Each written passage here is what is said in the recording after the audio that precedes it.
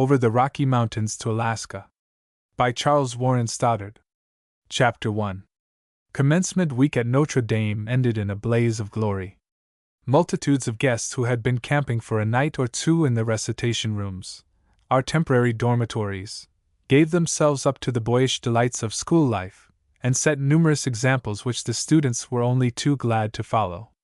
The boat race on the lake was a picture, the champion baseball match a companion piece, but the highly decorated prize scholars, glittering with gold and silver medals, and badges of satin and bullion, the bevies of beautiful girls who for once only in the year, were given the liberty of the lawns, the campus, and the winding forest ways that make of Notre Dame an Elysium in summer.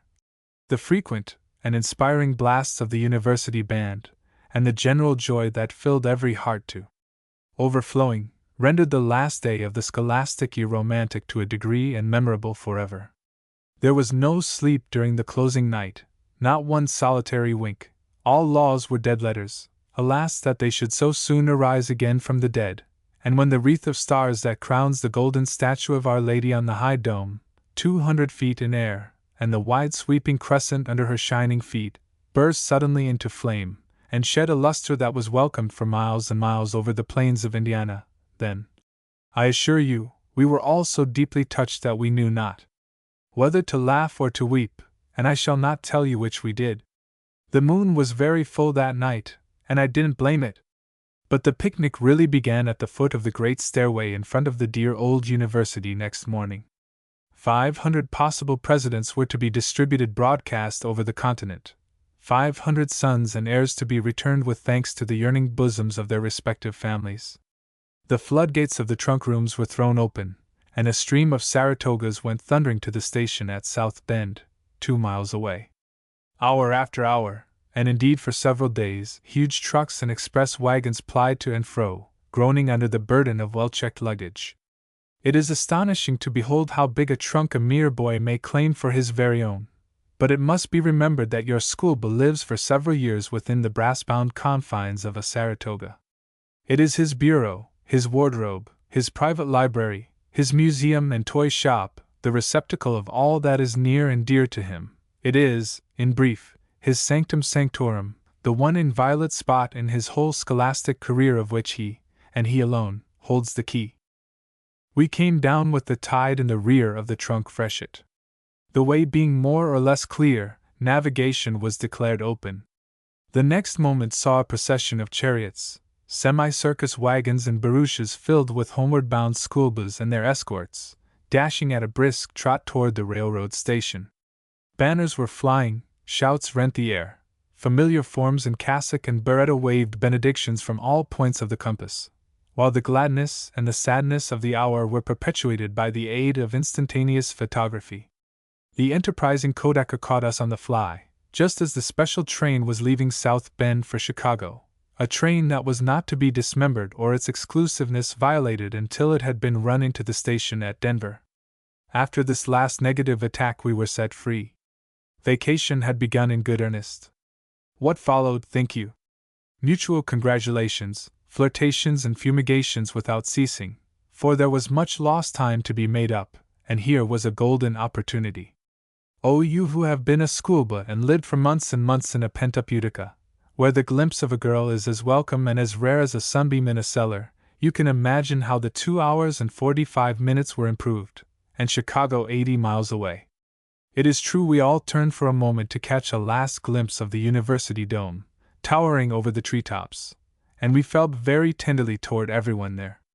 But there were sweet girl graduates on board, and, as you know well enough, it required no laureate to sing their praises, though he has done so with all the gush and fervor of youth. It was summer. It is always summer where they are, some youngster was heard to murmur. But it was really the summer solstice, or very near it. The pond lilies were ripe. Bushels of them were heaped upon the platforms at every station we came to, and before the first stage of our journey was far advanced the girls were sighing over lapfuls of lilies, and the lads tottering under the weight of stupendous boutonnieres. As we drew near the lake city, the excitement visibly increased. Here, there were partings, and such sweet sorrow as poets love to sing. It were vain to tell how many promises were then and there made, and of course destined to be broken, how everybody was to go and spend a happy season with everybody or at least somebody else, and to write meanwhile without fail. There were goodbyes again and again, and yet again, and with much mingled emotion, we settled ourselves in luxurious seats and began to look dreamily toward Denver. In the mazes of the wonderful city of Chicago we saw the warp of that endless steel web over which we flew like spiders possessed. The sunken switches took our eye and held it for a time. But a greater marvel was the man with the cool head and the keen sight and nerves of iron, who sat up in his loft, with his hand on a magic wand, and played with trainfuls of his fellowmen, a mere question of life or death to be answered over and over again. Played with them as the conjurer tosses his handful of pretty globes into the air and catches them without one click of the ivories. It was a forcible reminder of Clapham Junction, the perfect system that brings order out of chaos, and saves a little world, but a mad one, from the total annihilation that threatens it every moment in the hour, and every hour in the day, and every day in the year. It did not take us long to discover the advantages of our special car system. There were nigh 50 of us housed in a brace of excursion cars. In one of these, the parlor, the only stationary seats were at the two ends, while the whole floor was covered with easy chairs of every conceivable pattern. The dining car was in reality a cardroom between meals, and such meals, for we had stocked the larder ourselves. Everywhere the agents of the several lines made their appearance and greeted us cordially.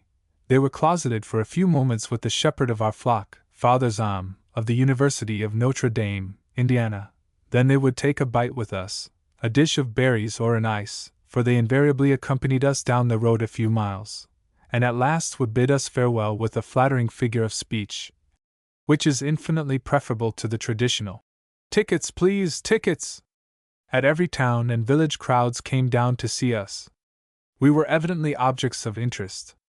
Even the nimble reporter was on hand, and looked with a not unkindly eye upon the lads who were celebrating the first hours of the vacation with an enthusiasm which had been generating for some weeks.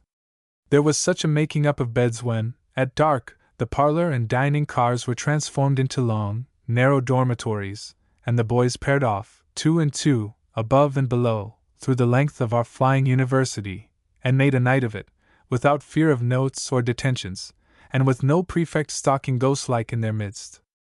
It would be hard to say which we found most diverting, the long, long landscape that divided as we passed through it and closed up in the rear, leaving only the shining iron seam down the middle, the beautiful, undulating prairie land, the hot and dusty desolation of the plains, the delicious temperature of the highlands, as we approached the Rockies and had our first glimpse of Pike's Peak in its mantle of snow, the muddy rivers, along whose shores we glided swiftly hour after hour, the Mississippi by moonlight, we all sat up to see that, or the Missouri at Kansas City, where we began to scatter our brood among their far western homes.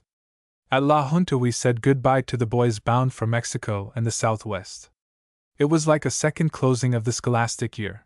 The goodbyes were now ringing fast and furious. Jolly fellows began to grow grave and the serious ones more solemn, for there had been no cloud or shadow for 3 rollicking days. To be sure, there was a kind of infantile cyclone out on the plains, memorable for its superb atmospheric effects, and the rapidity with which we shut down the windows to keep from being inflated balloon fashion. And there was a brisk hailstorm at the gate of the Rockies that peppered us smartly for a few moments. Then there were some boys who could not eat enough, and who turned from the dessert in tearful dismay, and one little kid who dived out of the top bunk in a moment of rapture, and should have broken his neck, but he didn't. We were quite sybaritical as to ours, with breakfast and dinner courses, and mouth organs and cigarettes and jam between meals. Frosted cake and oranges were left untouched upon the field after the gastronomical battles were fought so bravely 3 or 4 times a day. Perhaps the pineapples and bananas, and the open barrel of strawberries, within reach of all at any hour, may account for the phenomenon. Pueblo! Ah me, the heat of that infernal junction! Pueblo, with the stump of its one memorable tree, or a slice of that stump turned up on end, to make room for a new railway station that could just as well have been built a few feet farther on, and staring at you, with a full broadside of patent medicine placards trying to cover its nakedness. On closer inspection, we read this legend. The tree that grew here was 380 years old, circumference 28 feet, height 79 feet, was cut down June 25, 1883, at a cost of $250. So perished, at the hands of an amazingly stupid city council, the oldest landmark in Colorado. Under the shade of this cottonwood, Kit Carson, Wild Bill, and many another famous Indian scout built early camp fires. Near it, in 1850, 36 whites were massacred by Indians. Upon one of its huge limbs 14 men were hanged at convenient intervals, and it is a pity that the city council did not follow this admirable lead and leave the one glory of Pueblo to save it from damnation. It afforded the only grateful shelter in this furnace heat. It was the one beautiful object in a most unbeautiful place, and it has been razed to the ground in memory of the blockheads whose bodies were not worthy to enrich the roots of it. Tradition adds, pathetically enough, that the grave of the first white woman who died in that desert was made beneath the boughs of the old monarch. May she rest in peace under the merciless hands of the baggage master and his merry crew. Lightly lie the trunks that are heaped over her nameless dust. Well, there came a time when we forgot Pueblo, but we never will forgive the town council. Then we listened in vain at evening for the strumming of fandango music on multitudinous guitars, as was our custom so long as the muchachos were with us. Then we played no more progressive euchre games many miles in length, and smoked no more together in the ecstasy of unrestraint, but watched and waited in vain, for those who were with us were no longer of us for some weeks to come, and the mouths of the singers were hushed. The next thing we knew, a city seemed to spring suddenly out of the plains, a mirage of brick and mortar, an oasis in the wilderness, and we realized, with a gasp, that we had struck the bull's-eye of the far west, in other words, Denver. Chapter 2. In Denver Town. Chapter 2. Colorado. What an open-air sound that word has! The music of the wind is in it, and a peculiarly free, rhythmical swing, suggestive of the swirling lariat. Colorado is not, as some conjecture, a corruption or revised edition of Francisco Vázquez de Coronado, who was sent out by the Spanish Viceroy of Mexico in 1540 in search of the 7 cities of Cibola. It is from the verb colorer, colored red, or ruddy, a name frequently given to rivers, rocks, and ravines in the lower country. Nor do we care to go back as far as the 16th century for the beginning of an enterprise that is still very young and possibly a little fresh. In 1803, the United States purchased from France a vast territory for $15 million. It was then known as Louisiana, and that purchase included the district long referred to as the Great American Desert. In 1806, Zebulon Pike camped where Pueblo now stands. He was a pedestrian. One day he started to climb a peak whose shining summit had dazzled him from the first. It seemed to soar into the very heavens, yet lie within easy reach just over the neighboring hill. He started bright and early, with enthusiasm in his heart, determination in his eye, and a cold bite in his pocket. He went from hill to hill, from mountain to mountain, always ascending, satisfied that each height was the last, and that he had but to step from the next pinnacle to the throne of his ambition. Alas! The peak was as far away as ever, even at the close of the second day, so famished, foot-frozen and well-nigh in extremity, he dragged his weary bones back to camp, defeated. That peak bears his name to this day, and probably he deserves the honor quite as much as any human molecule who godfathers a mountain. James Pursley, of Bardstown, Kentucky, was a greater explorer than Pike, but Pursley gives Pike much credit which Pike blushingly declines. The two men were exceptionally well-bred pioneers. In 1820, Colonel Long named a peak in memory of his explorations. The peak survives. Then came General Fremont, in 1843, and the discovery of gold near Denver 15 years later, but I believe Green Russell, a Georgian, found color earlier on Pike's Peak. Colorado was the outgrowth of the great financial crisis of 1857. That panic sent a wave westward, a wave that overflowed all the wild lands of the wilderness, and, in most cases, to the advantage of both wave and wilderness. Of course, there was a gradual settling up or settling down from that period.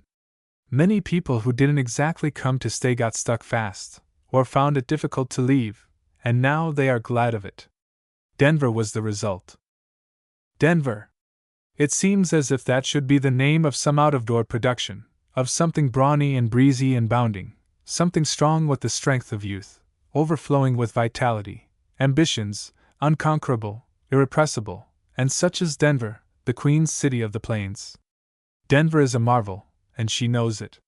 She is by no means the marvel that San Francisco was at the same interesting age. But then, Denver doesn't know it. Or, if she knows it, she doesn't care to mention it or to hear it mentioned. True it is that the Argonauts of the Pacific were blown in out of the blue sea, most of them. They had had a taste of the tropics on the way. Paraquets and Panama fevers were their portion. Or, after a long pull and a strong pull around the Horn, they were comparatively fresh and eager for the fray when they touched dry land once more.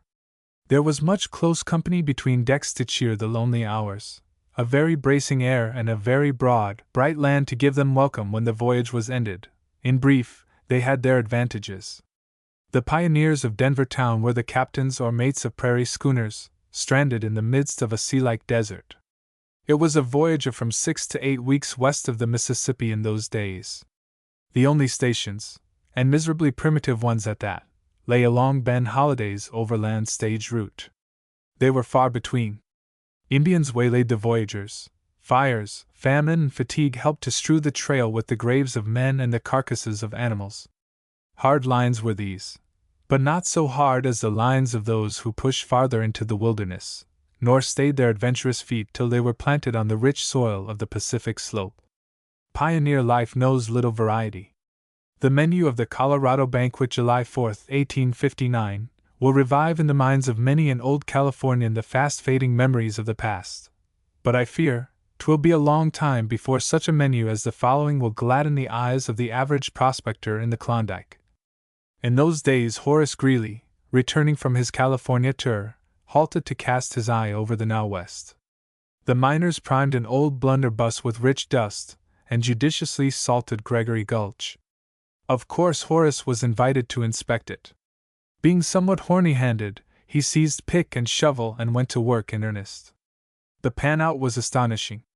He flew back to New York laden with the glittering proofs of wealth, gave a whole page of the Tribune to his tale of the Golden Fleece, and a rush to the new diggings followed as a matter of course. Denver and Auraria were rival settlements on the opposite shores of Cherry Creek. In 1860 they consolidated, and then boasted a population of 4,000, in a vast territory containing but 60,000 souls. The boom was on, and it was not long before a parson made his appearance. This was the Rev. George Washington Fisher of the Methodist Church, who accepted the offer of a saloon as a house of worship, using the bar for a pulpit. His text was, "Ho, everyone that thirsteth, come ye to the waters. And he that hath no money, come ye, buy and eat. Yea, come buy wine and milk without money and without price." On the walls were displayed these legends: "No trust, pay as you go, 25 cents a drink," etc. Colorado Territory was organized in 1861, and was loyal to the Union. Denver was still booming, though she suffered nearly all the ills that precocious settlements are heir to. The business portion of the town was half destroyed in 1863. Cherry Creek flooded her in 1864, floating houses out of reach and drowning 15 or 20 of the inhabitants. Then the Indians went on the warpath. Stages and wagon trains were attacked, passengers and scattered settlers massacred, and the very town itself threatened. Alarm bells warned the frightened inhabitants of impending danger. Many fled to the United States Mint for refuge, and to cellars, cisterns, and dark alleys. This was during the wild reign of Spotted Horse along the shores of the Platte, before he was captured by Major Downing at the Battle of Sand Creek, and finally sent to Europe on exhibition as a genuine child of the forest. Those were stirring times, when every man had an eye to business, and could hardly afford to spare it long enough to wink. It is related of a certain minister who was officiating at a funeral that, while standing by the coffin offering the final prayer, he noticed one of the mourners kneeling upon the loose earth recently thrown from the grave. This man was a prospector, like all the rest, and in an absent-minded way he had tearfully been sifting the soil through his fingers. Suddenly he arose and began to stake out a claim adjoining the grave. This was, of course, observed by the clergyman, who hastened the ceremonials to a conclusion, and ended his prayer thus: "Stake me off a claim, Bill. We ask it for Christ's sake. Amen."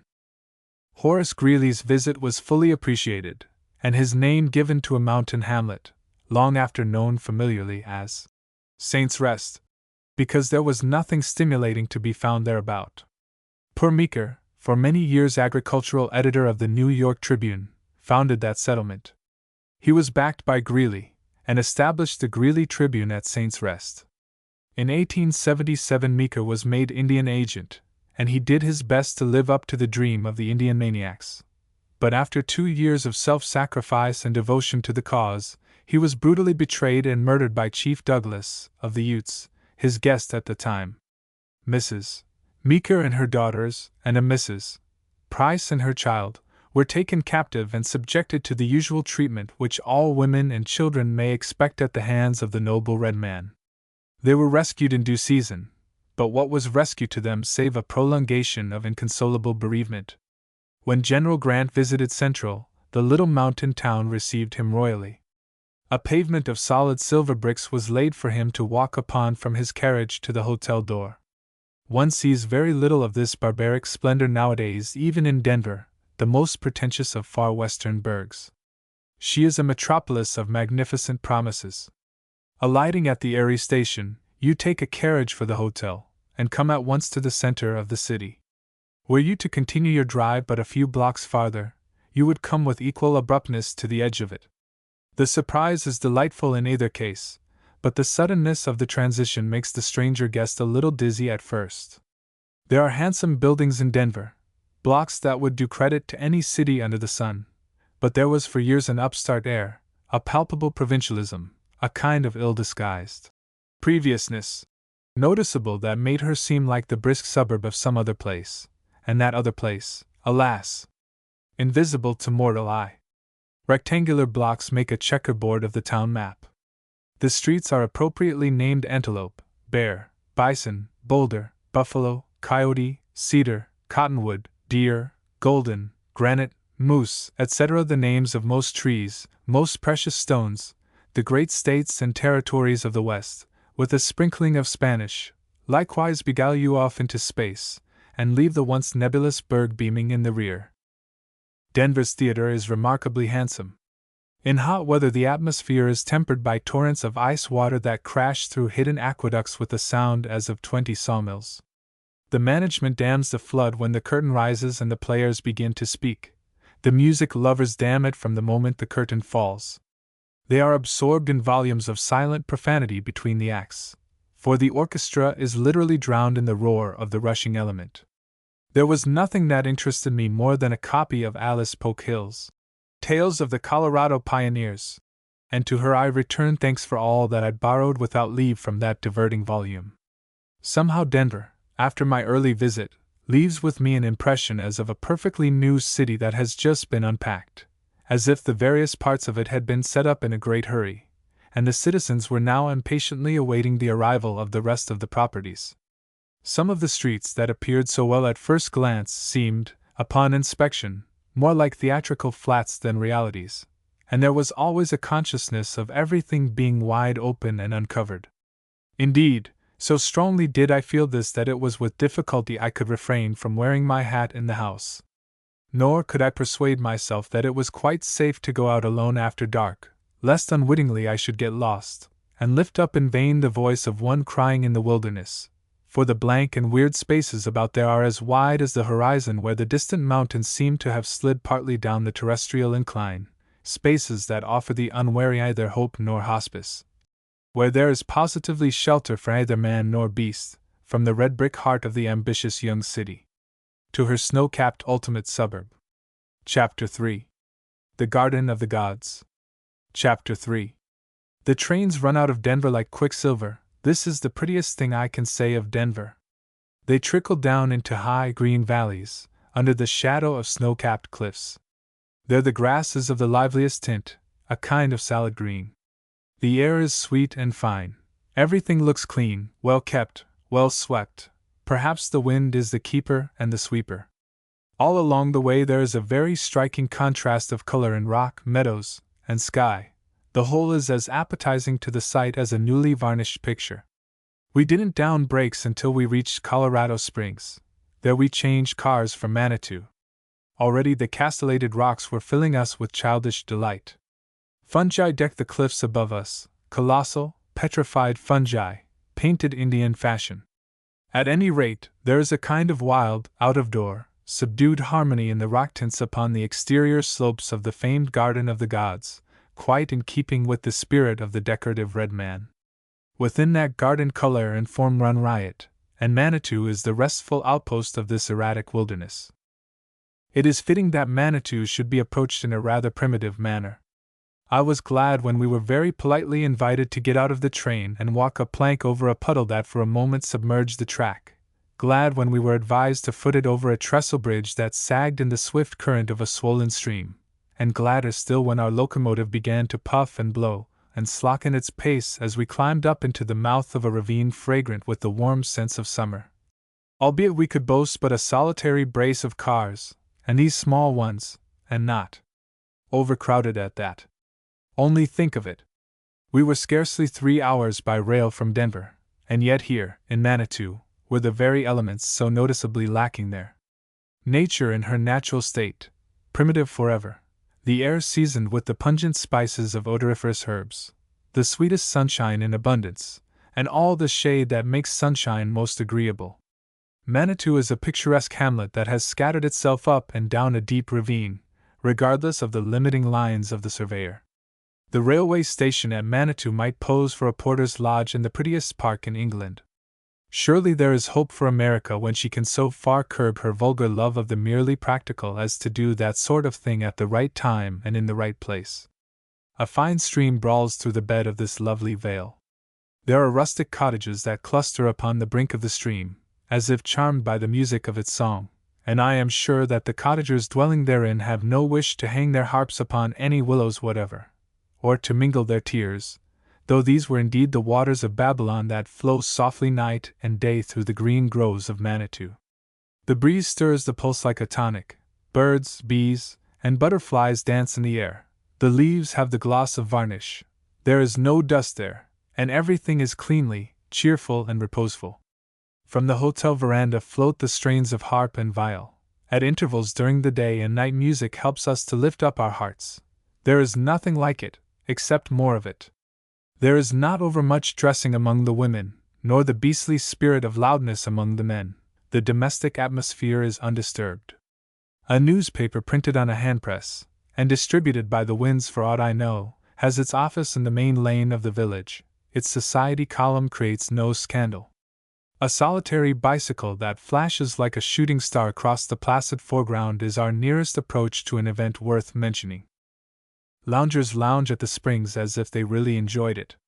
An amiable booth boy displays his well-dressed and handsomely mounted fox skins, his pressed flowers of Colorado, his queer mineralogical jewelry, and his uncouth geological specimens in the shape of hideous bric-a-brac, as if he took pleasure in thus entertaining the public, while everybody has the coziest and most sociable time over the counter, and buys only by accident at last. There are rock gorges in Manitou, through which the Indian tribes were wont noiselessly to defile when on the warpath in the brave days of old, gorges where currents of hot air breathe in your face like the breath of some fierce animal. There are brilliant and noisy cataracts and cascades that silver the rocks with spray, and a huge winding cavern filled with mice and filth and the blackness of darkness, and out of which one emerges looking like a tramp and feeling like, well, there are springs bubbling and steeping and stagnating by the wayside. Springs containing carbonates of soda, lithia, lime, magnesia, and iron, sulfates of potassa and soda, chloride of sodium and silica, in various solutions. Some of these are sweeter than honey in the honeycomb, some of them smell to heaven. What more can the pampered palate of man desire? Let all those who thirst for chalybeate waters bear in mind that the Uta Iron Spring of Manitou is 800 feet higher than Street Catarina, the highest iron spring in Europe, and nearly 1,000 feet higher than St. Moritz, and that the bracing air at an elevation of 6,400 feet has probably as much to do with the recovery of the invalid as has the judicious quaffing of medicinal waters. Of pure iron springs, the famous Schwalbach contains rather more iron than the Utah iron, and Spa rather less. On the whole, Manitou has the advantage of the most celebrated medicinal springs in Europe, and has a climate even in midwinter preferable to all of them. On the edge of the pretty hamlet at Manitou stands a cottage half hidden like a bird's nest among the trees. I saw only the peaks of gables under green boughs, and I wondered when I was informed that the lovely spot had been long untenanted, and wondered still more when I learned that it was the property of good Grace Greenwood. Will she ever cease wandering, and return to weave a new chaplet of greenwood leaves gathered beneath the eaves of her mountain home? At the top of the village street stands Pike's Peak. At least it seems to stand there when viewed through the telescopic air. It is in reality a dozen miles distant, but is easily approached by a winding trail, over which ladies in the saddle may reach the glorious snow-capped summit and return to Manitou between breakfast and supper, unless one should prefer to be rushed up and down over the aerial railway. From the signal station the view reminds one of a map of the world. It rather dazes than delights the eye to roam so far, and imagination itself grows weary at last and is glad to fold its wings. Manitou's chief attraction lies over the first range of hills, the veritable garden of the gods. You may walk, ride, or drive to it. In any case, the surprise begins the moment you reach the ridge's top above Manitou, and ceases not till the back is turned at the close of the excursion, nor then either, for the memory of that marvel haunts one like a feverish dream. Fancy a softly undulating land, delicately wooded and decked with many an ornamental shrub, a landscape that composes so well one can scarcely assure himself that the artist or the landscape gardener has not had a hand in the beautifying of it. In this lonely, silent land, with cloud shadows floating across it, at long intervals bird voices or the bleating of distant flocks charm the listening ear. Out of this wild and beautiful spot spring cyclopean rocks, appalling in the splendor of their proportions and the magnificence of their dyes. Sharp shafts shoot heavenward from breadths of level sward, and glow like living flames. Peaks of various tinges overlook the tops of other peaks, that, in their turn, lord it among gigantic boulders piled upon massive pedestals. It is Asa upon Pelion, in little, vastly impressive because of the exceptional surroundings that magnify these magnificent monuments, unique in their design and almost unparalleled in their picturesque and daring outline. Some of the monoliths tremble and sway, or seem to sway, for they are balanced edgewise, as if the gods had amused themselves in some infantile game, and growing weary of this little planet, had fled and left their toys in confusion. The top-heavy and the tottering ones are almost within reach, but there are slabs of rock that look like slices out of a mountain. I had almost said like slices out of a red-hot volcano. They stand up against the blue sky and the wide-spreading background in brilliant and astonishing perspective.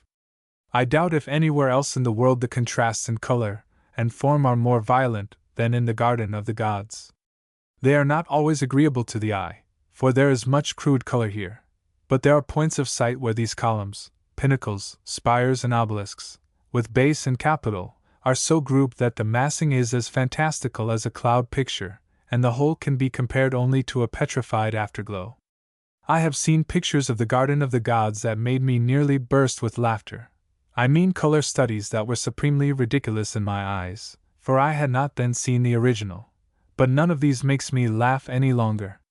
They serve, even the wildest and the worst of them, to remind me of a morning drive, in the best of company, through that grand garden where our combined vocabularies of delight and wonderment were exhausted inside of 15 minutes, and where we drove on and on, hour after hour, from climax to climax, lost in speechless amazement. Glen Eyre is the valley of Rasselas. I am sure it is. The Prince of Abyssinia left the gate open when he, poor fool, went forth in search of happiness and found it not. Now any one may drive through the domain of the present possessor and admire his wealth of pictorial solitude, without, however, sharing it further. If it were mine, would I permit thus much, I wonder? Only the elect should enter there, and once the charmed circle was complete, we would wall up the narrow passage that leads to this terrestrial paradise, and you would hear no more from us, or of us, nor we of you, or from you forever. On my first visit to Colorado Springs, I made a little pilgrimage. I heard that a gentle lady, whom I had always wished to see, was at her home on the edge of the city. No trouble in finding the place, any one could direct me. It was a cozy cottage in the midst of a garden, and shaded by thickly leaved trees. Someone was bowed down among the strawberry beds, busy there, yet the place seemed half deserted and very, very quiet. Big bamboo chairs and lounges lined the vine-curtained porch. The shades in the low bay window were half drawn, and a glint of sunshine lighted the warm interior. I saw heaps of precious books on the table in that deep window. There was a mosquito door in the porch, and there I knocked for admittance. I knocked for a long time, but received no answer. I knocked again so that I might be heard even in the strawberry bed. A little kitten came up out of the garden and said something kittenish to me, and then I heard a muffled step within. The door opened, the inner door, and beyond the wire-cloth screen, that remained closed against me, I saw a figure like a ghost, but a very buxom and wholesome ghost indeed. I asked for the hostess. Alas! She was far away and had been ill. It was not known when she would return. Her address was offered me, and I thought to write her, thought to tell her how I had sought out her home, hoping to find her after years of patient waiting, and that while I talked of her through the wire-cloth screen, the kitten, which she must have petted once upon a time, climbed up the screen until it had reached the face of the amiable woman within, and then purred and purred as only a real kitten can.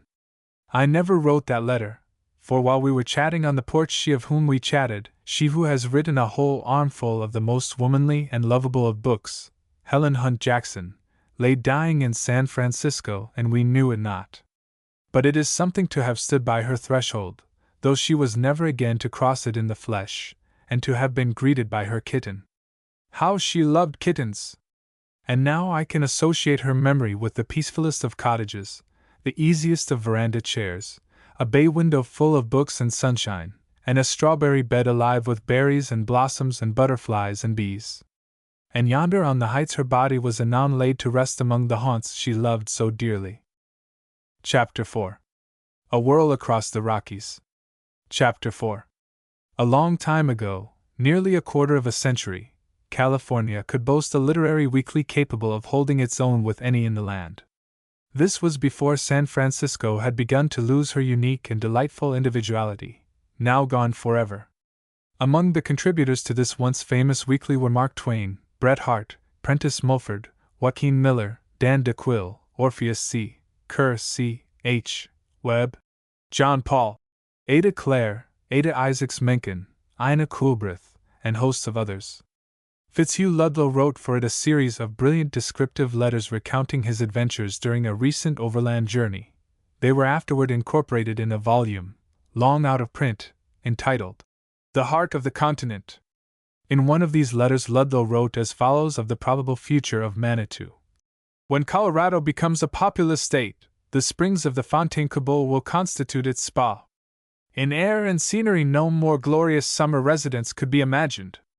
The color radiant of the future, astonishing the echoes of the rocky foothills by a railroad from Denver to the Springs, and running down on Saturday to stop over Sunday with his family, will have little cause to envy us Easterners our Saratoga as he paces up and down the piazza of the Spa Hotel, mingling his full-flavored Havana with that lovely air, unbreathed before, which is floating down upon him from the snow peaks of the range.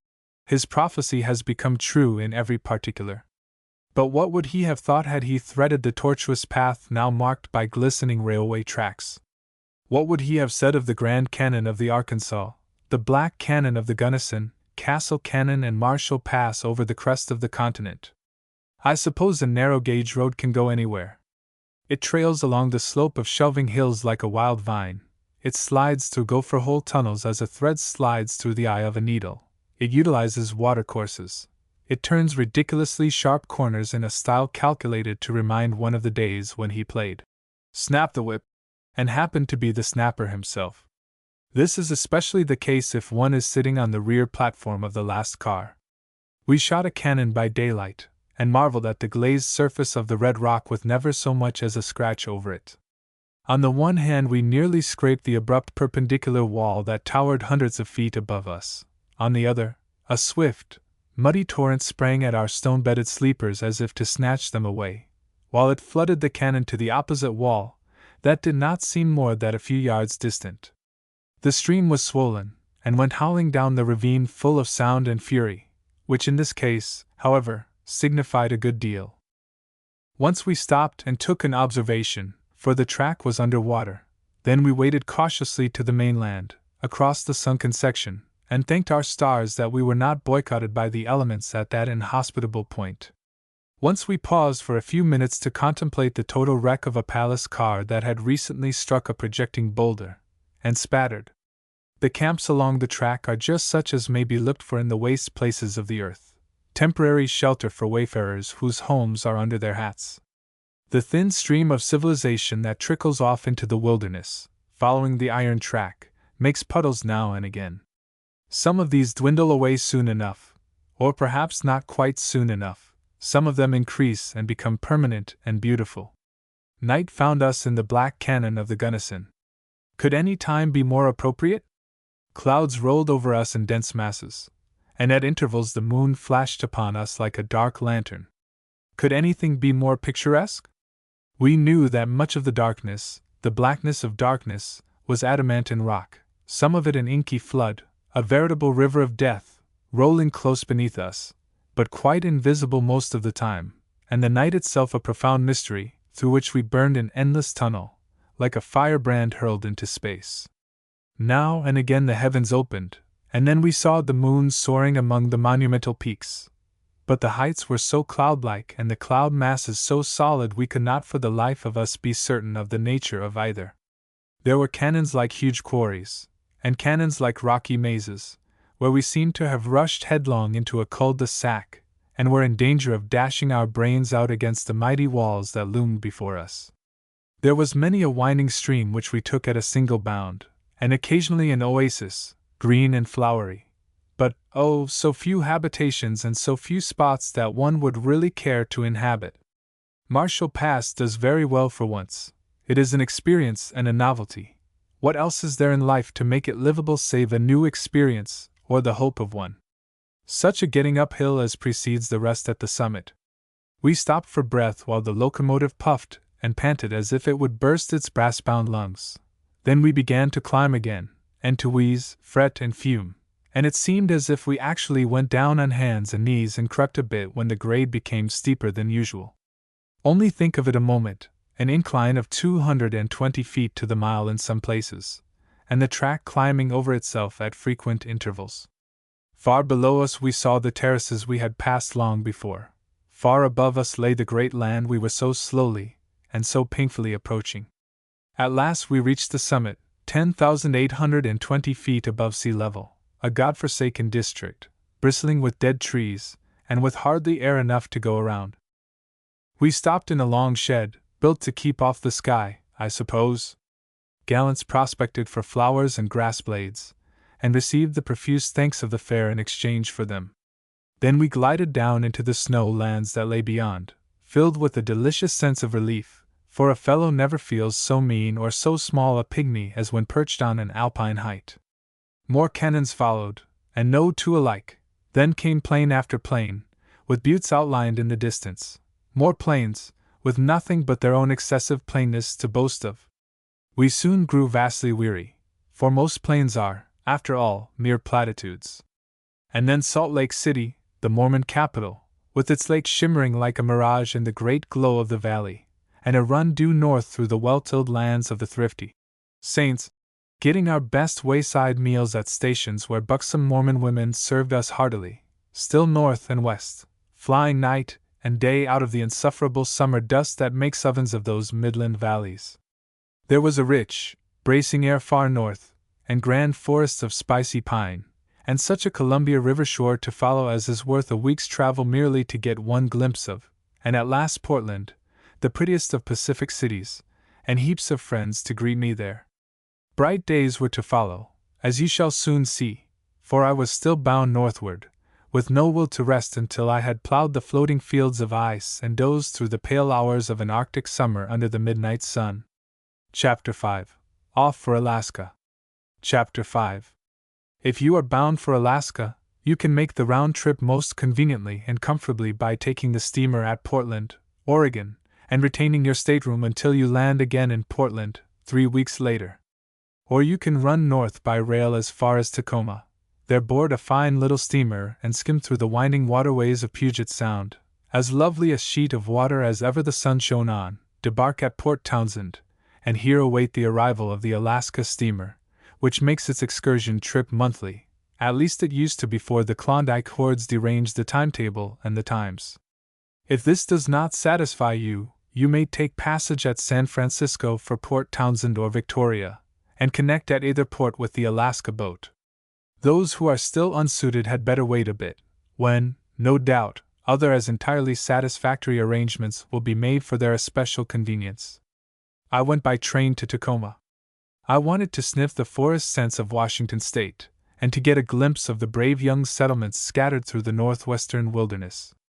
I wanted to skirt the shore of the great sounds, whose praises have been ringing in my ears ever since I can remember, and that is a pretty long time now.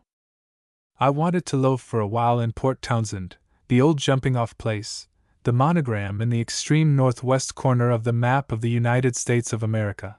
At least such it was until the Alaskan annex stretched the thing all out of shape, and planted our flag so far out in the Pacific that San Francisco lies a little east of the center of the Union, and the Hawaiian Islands come within our boundaries. For our Aleutian Island arm, you know, stretches 1,000 miles to the west of Hawaii. It even chucks Asia under the chin. But now let me offer you a stray handful of leaves from my notebook, mere suggestions of travel. At Portland took morning train for Tacoma, 147 miles. Swarms of people at the station, and some ominous goodbyes. The majority talking of Alaska in a superior fashion, which implies that they are through passengers, and they don't care who knows it. Alaska boat left Portland 2 days ago. We are to catch her at Port Townsend, and it looks as if we should crowd her. Train crosses the Columbia River on a monster ferry, a jolly and restful half-hour in the cars and out of them. A very hot and dusty ride through Washington State, part of it pretty enough and part of it by no means so. Cars full of screaming babies, sweltering tourists, and falling cinders that sting like dumb mosquitoes. Rather a mixed neighborhood on the rail. An effusively amiable evangelist bobs up almost immediately, one of those fellows whom no amount of snubbing can keep under. Old Probabilities is also on board, discoursing at intervals to all who will give ear. Some quiet and interesting folk in a state of suspense, and one young fellow, a regular trump, promise better things. We reached Tacoma at 6:30 p.m., a queer, scattering town on Commencement Bay, at the head of Puget Sound. Very deep water just offshore. 2 boys in a sailboat are blown about at the mercy of the fitful wind, boat on beam ends, boys on the uppermost gunwale, sail lying flat on the water. But nobody seems to care, not even the young castaways. Perhaps the inhabitants of Tacoma are amphibious. Very beautiful sheet of water, this Puget Sound. Long, winding, monotonous shores, trees all alike straight up and down, mostly pines and cedars, shores rather low, and outline too regular for much picturesque effect. Tacoma commands the best view of the Sound and of empty Tacoma, with its 15,000 perpendicular feet looming rose-pink in the heavens, and all its 15 glaciers seeming to glow with an inner tropic warmth. There are 1,800 miles of shoreline embroidering this marvelous Sound. We are continually rounding abrupt points, as in a river, points so much alike that an untutored eye cannot tell one from another. Old Probabilities industriously taking his reckonings and growing more and more enthusiastic at every turn, especially so when the afterglow burns the sea to a coal. It reminds him of a volcanic eruption. There are some people who, when they see anything new to them, are instantly reminded of something else they have seen, and the new object becomes second-rate on the spot. A little travel is a dangerous thing. Pay $3.25 for my fare from Tacoma to Port Townsend, and find a moment later that some are paying only $1 for the same accommodations. Competition is the mother of these pleasant surprises, but it is worth thrice the original price, the enjoyment of this twilight cruise. More afterglow, much more, with the Olympian mountains lying between us and the ocean. In the foreground is a golden flood with scarlet ripples breaking through it, a vision splendid and long continued. Air growing quite chilly, strong draughts at some of the turns in the stream. Surely, in this case, the evening and the morning are not the same day. At 9:30 p.m., we approach Seattle, a handsome town, with its terraces of lights twinkling in the gloaming. Passengers soon distribute themselves through the darkness. I am left alone on the afterdeck to watch the big, shadowy ships that are moored near us, and the exquisite phosphorescent light in the water, a wave of ink with the luminous trail of a struck match smoldering across it. Far into the night there was the thundering of freight rolling up and down the decks, and the ring of invisible truck wheels. Slept by, and was awakened by the prolonged shriek of a steam whistle and a stream of sunlight that poured in at my stateroom window. We were backing and slowing off Port Ludlow. Big sawmill close at hand. 4 barks lie at the dock in front of it. A few houses stand on the hill above. Pine woods crowd to the water's edge, making the place look solemn. Surely it is a solemn land and a solemn sea about here. After breakfast, about 8:30 o'clock, Port Townsend hove in sight, and here we await the arrival of the Alaska boat. What an odd little town it is, the smallest possible city set upon a hill. The business quarter huddled at the foot of the hill, as if it had slid down there and lodged on the very edge of the sea. The hotels stalk out over the water on stilts. One sleeps well in the sweet salt air, lulled by the murmur of the waves under the veranda. I rummage the town in search of adventure, climb 150 steep steps, and find the highlands at the top, green, pastoral, and reposeful. Pleasant homes are scattered about. A few animals feed leisurely in the grassy streets. One diminutive Episcopal chapel comes near to being pretty, yet stops just short of it. But there is a kind of unpretending prettiness in the bright and breezy heights environed by black forest and blue sea. A revenue cutter, this is a port of customs, please remember, lies in the offing.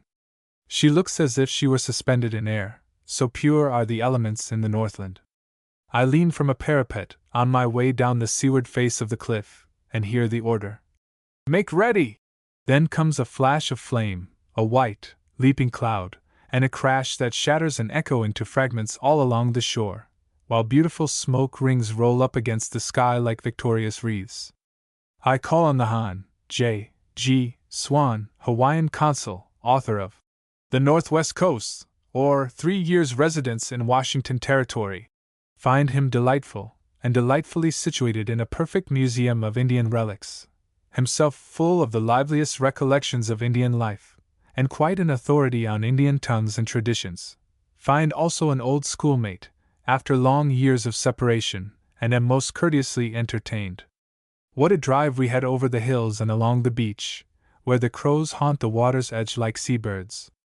It has been repeatedly affirmed that these crows have been seen to seize a clam, raise it high in the air, let it drop upon a rock, and then pounce upon the fragments and feast furiously.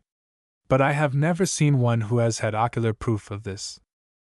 There was a very happy hour spent at Colonel Douglas' quarters, over at the camp, and then such a long, long drive through the deep wildwood, with its dense undergrowth, said to be the haunt of bear, panther, wild cat, deer, and other large game. Bearberries grew in profusion everywhere. The road, kept in splendid repair by the army men, dipped into a meadow full of savage mosquitoes, but escaping through 2 gates, we struck again into the forest, where the road was almost overgrown with dewdamp brush, that besprinkled us profusely as we passed. We paused upon the slope above Port Discovery Bay, saw an old fellow on the porch of a wee cottage looking steadfastly into the future, across the bay, with pipe in mouth. He was the picture of contentment, abstraction, and repose. He never once turned to look at us, though few passed that way, but kept his eyes fixed upon a vision of surpassing beauty, where the vivid coloring was startling to the eye and the morning air like an elixir. Nothing but the great summer hotel of the future, it will surely come some day and stand right there, can rob the spot of its blissful serenity. Chapter 6. In the Inland Sea. Chapter 6. We were waiting the arrival of the Alaska boat, wandering aimlessly about the little town, looking off upon the quiet sea, now veiled in a dense smoke blown down from the vast forest fires that were sweeping the interior. The sun, shorn of his beams, was a disk of copper, the sun track in the sea, a trail of blood. The clang of every ship's bell, the scream of every whistle, gave us new hope. But we were still waiting. Port Townsend stands knee-deep in the edge of a sea garden. I sat a long time on the dock, watching for some sign of the belated boat. Great ropes of kelp, tubes of dark brown seagrass, floated past me on the slow tide. Wonderful anemones, pink, balloon-shaped, mutable, living and breathing things, these panted as they drifted by. At every respiration they expanded like the sudden blossoming of a flower, then they closed quite as suddenly, and became mere buds. When the round core of these sea flowers was exposed to the air, the palpitating heart was just beneath the surface most of the time, they withered in a breath, but revived again the moment the water glazed them over, and fairly reveled in aqueous efflorescence. Bang! It was the crash of an unmistakable gun that shook the town to its foundations and brought the inhabitants to their feet in an instant. Out of the smoke loomed a shadowy ship, and lo! It was the Alaska boat. A goodly number of passengers were already on board, as many more were now to join her, and then her prow was to be turned to the North Star and held there for some time to come. In a moment the whole port was in a state of excitement. New arrivals hurried on shore to see the lions of the place. We, who had been anxiously awaiting this hour for a couple of long summer days, took the ship by storm, and drove the most amiable and obliging of pursers nearly frantic with our pressing solicitations. Everybody was laying in private stores, this being our last chance to supply all deficiencies. Light literature we found scattered about at the druggists and the grocers and the curiosity shops, also ink, pens, notebooks, tobacco, scented soap and playing cards were discovered in equally unexpected localities. We all wanted volumes on the Northwest, as many of them as we could get, but almost the only one obtainable was Skidmore's Alaska, the Sit-in Archipelago, which is as good as any, if not the best. A few had copies of the Pacific Coast Pilot. Alaska. Part 1. Dixon's Entrance to Yakutat Bay. Invaluable as a practical guide, and filled with positive data. Dahl and Whymper we could not find, nor Bancroft at that time. Who would give us a handy volume reprint of delightful old Vancouver? We were busy as bees all that afternoon, yet the night and the starlight saw us satisfactorily hived, and it was not long before the buzzing ceased, as ship and shore slept the sleep of the just. By and by we heard pumping, hosing, deck washing, the paddling of bare feet to and fro, and all the familiar sounds of an early morning at sea. The ship, however, was motionless, we were lying stock still. Doubtless everybody was wondering at this, as I was, when there came a crash, followed by a small avalanche of broken timber, while the ship quaked in her watery bed. I thought of dynamite and the dies irae, but almost immediately the cabin boy, who appeared with the matutinal coffee, said it was only the Olympian, the fashionable sound steamer, that had run into us, as was her custom. She is always running into something, and she succeeded in carrying away a portion of our stern gear on this occasion. Nevertheless, we were delayed only a few hours, for the Olympian was polite enough not to strike us below the waterline, and so by high noon we were fairly under way. From my logbook I take the following. This is slow and easy sailing, a kind of jog-trot over the smoothest possible sea, with the paddles audibly working every foot of the way. We run down among the San Juan Islands, where the passages are so narrow and so intricate they make a kind of watery monogram among the fur-lined shores. A dense smoke still obscures the sun, a rich haze that softens the distance and lends a picturesqueness that is perhaps not wholly natural to the locality, though the San Juan Islands are unquestionably beautiful. The Gulf of Georgia, the Straits of Fuca, and Queen Charlotte's Sound are the words upon the lips of everybody. Shades of my schoolboy days! How much sweeter they taste here than in the old geography class. Before us stretches a wilderness of islands, mostly uninhabited, which penetrates even into the sunless winter and the shadowless summer of Bering Sea. As for ourselves, Old Probabilities has got down to business. He has opened an impromptu peripatetic school of navigation, and triumphantly sticks a pin into every point that tallies with his yard-square chart. The evangelist has his field glass to his eye in search of the unregenerate aborigines. The swell tourists are much swollen with travel. They loosen the belts of their Norfolks, and at intervals affect a languid interest in this mundane sphere. There are delightful people on board, many of them, and not a few others. There are bevies of girls, all young, all pretty, and all, or nearly all, bubbling over with hearty and wholesome laughter. What richness! A good, clean deck running the whole length of the ship, a cozy and cheerful social hall, with a first-class upright piano of delicious tone, and at least a half-dozen creditable performers to awaken the soul of it, a good table, good weather, good luck, and positively nothing to do but have a good time for 3 solid weeks in the wilderness. The pestiferous telephone cannot play the earwig on board this ship. The telegraph, with metallic tick, cannot once startle us by precipitating town tattle. The postal service is cut off. Wars and rumors of wars, the annihilation of a nation, even the swallowing up of a whole continent, are now of less consequence to us than the possibility of a rain shower this afternoon, or the solution of the vexed question: will the aurora dazzle us before dawn? We do not propose to wait upon the aurora.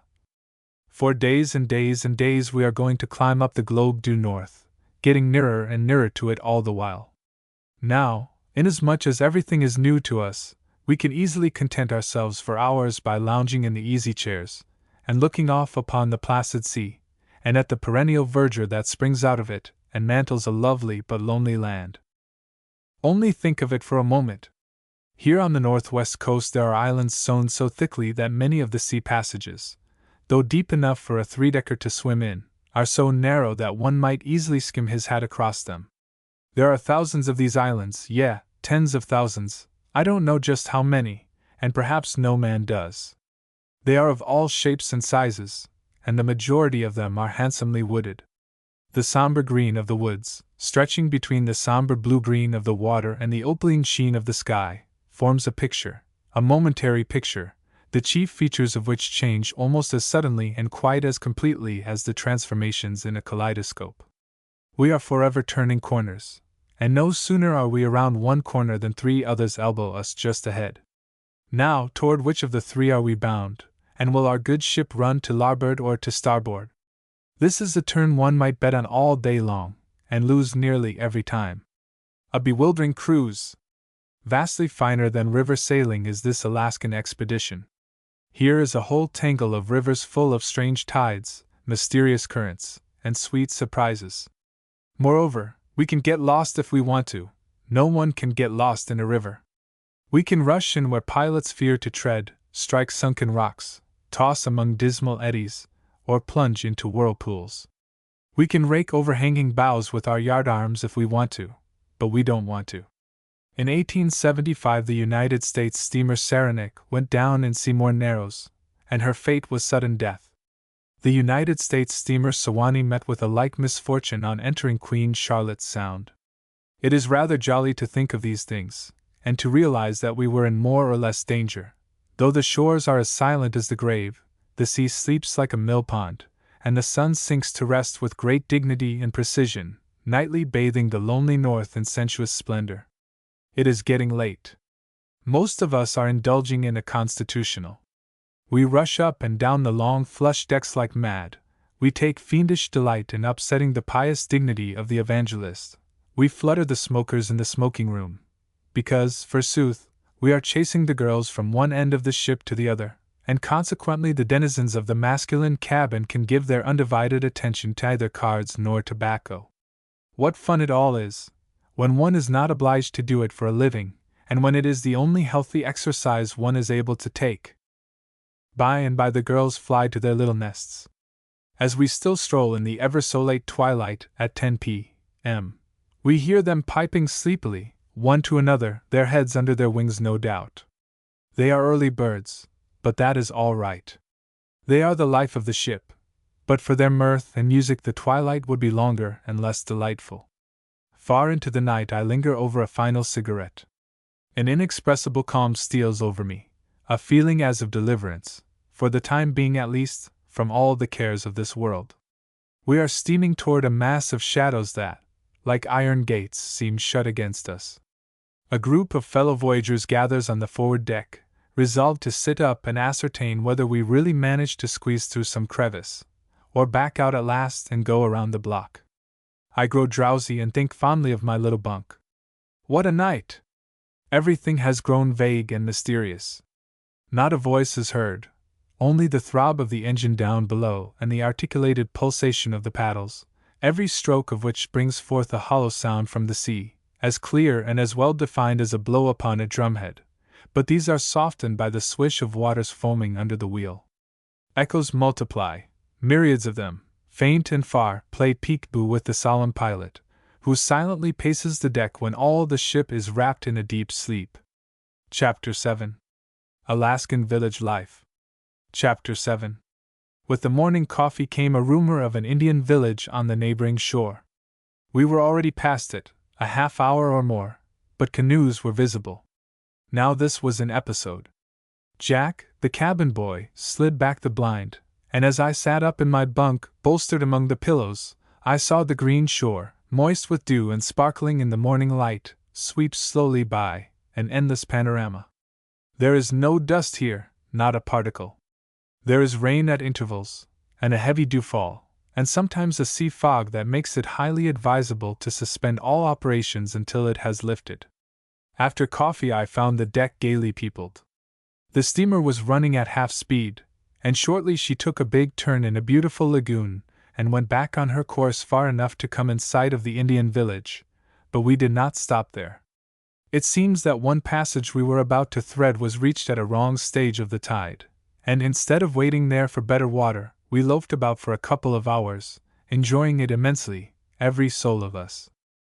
Vancouver Island lay upon our left.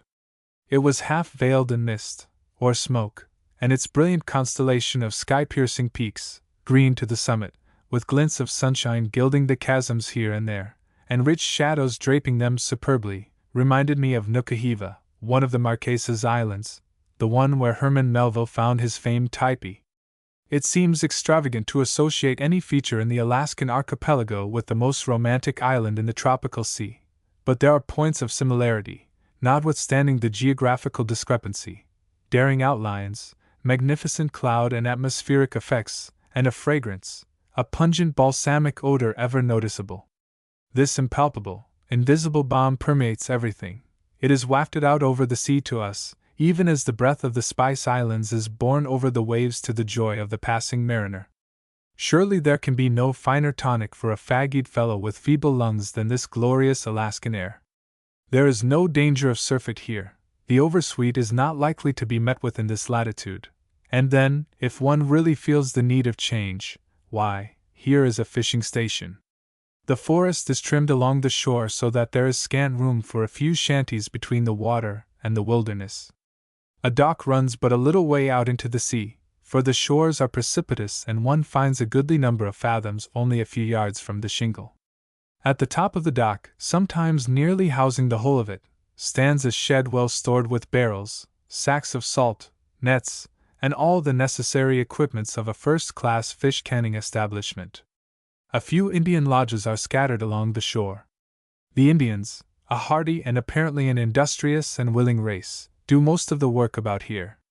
A few boats and canoes are drawn up upon the beach. The atmosphere is heavy with the odor of ancient fish. The waterline is strewn with cast-off salmon heads and entrails. Indian dogs and big, fat flies batten there prodigiously. Acres of salmon bellies are rosy in the sun, the blood-red interiors of drying fish, rackfuls of them turned wrong side out, are the only bit of color in all Alaska. Everybody and everything is somber and subdued. Yet not all fishing stations are cheerless. The salmon fishery and trading store located at Loring are picturesque. The landlocked nook is as lovely as a Swiss lake, and oh, the myriad echoes that waken in chorus among these misty mountains. The waters of the Alaskan archipelago are prolific. Vast shoals of salmon, cod, herring, halibut, mullet, eulachon, etc., silver the surface of the sea, and one continually hears the splash of leaping fish. A traveler has written of his visit to the fishing grounds on the Nass River, where the tribes had gathered for what is called there small fishing. The salmon catch is at another time. These small fish are valuable for food and oil.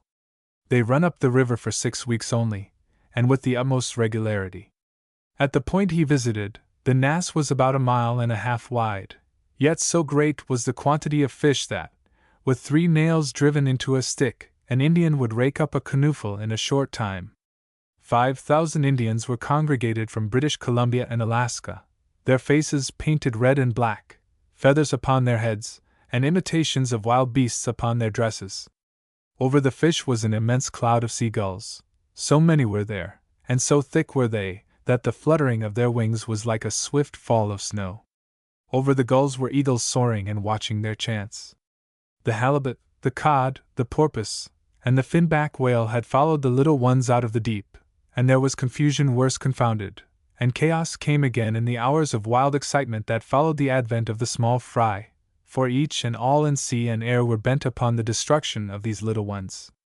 7,000 salmon have been taken at one haul of the Seine in this latitude. Most of these salmon weigh 60 pounds each, and some have been caught that weigh 120 pounds.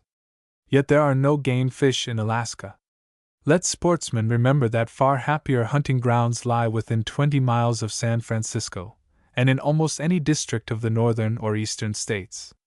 On a certain occasion 3 of our fellow voyagers, armed in fashionable fishing toggery, went forth from Sitka for a day's sport.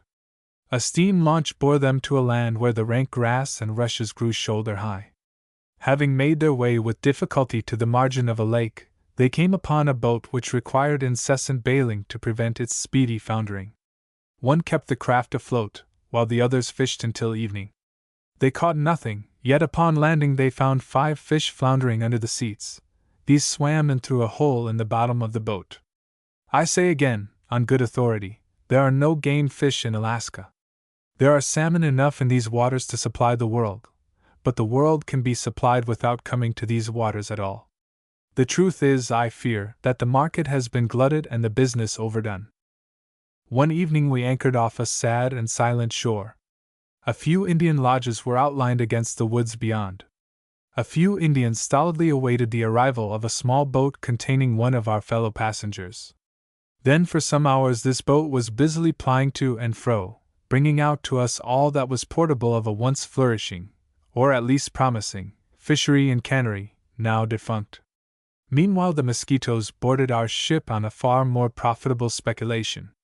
It was pitiful to see our friend gathering together the debris of a wrecked fortune, for he had been wealthy and was now on the downgrade of life, hoping almost against hope to be able to turn an honest penny somehow, somewhere, before he dies. At times we saw solitary canoes containing a whole family of Indians fishing in the watery waste. What solemn lives they must lead! But a more solemn and more solitary scene occurred a little later. All the afternoon we had been sailing under splendid icy peaks. We came in out of the hot sun, and were glad of the cool, snow-chilled air that visited us lightly at intervals. It was the hour of 9:30 p.m. The sun was dropping behind a lofty mountain range, and in its fine glow we steamed into a lovely cove under a towering height.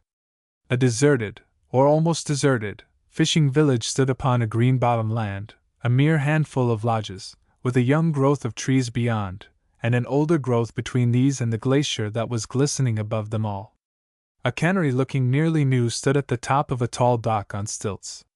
On the extreme end of the dock was a figure, a man, and a white man at that, with both hands in his pockets, and an attitude of half-awakened curiosity. The figure stood stock still.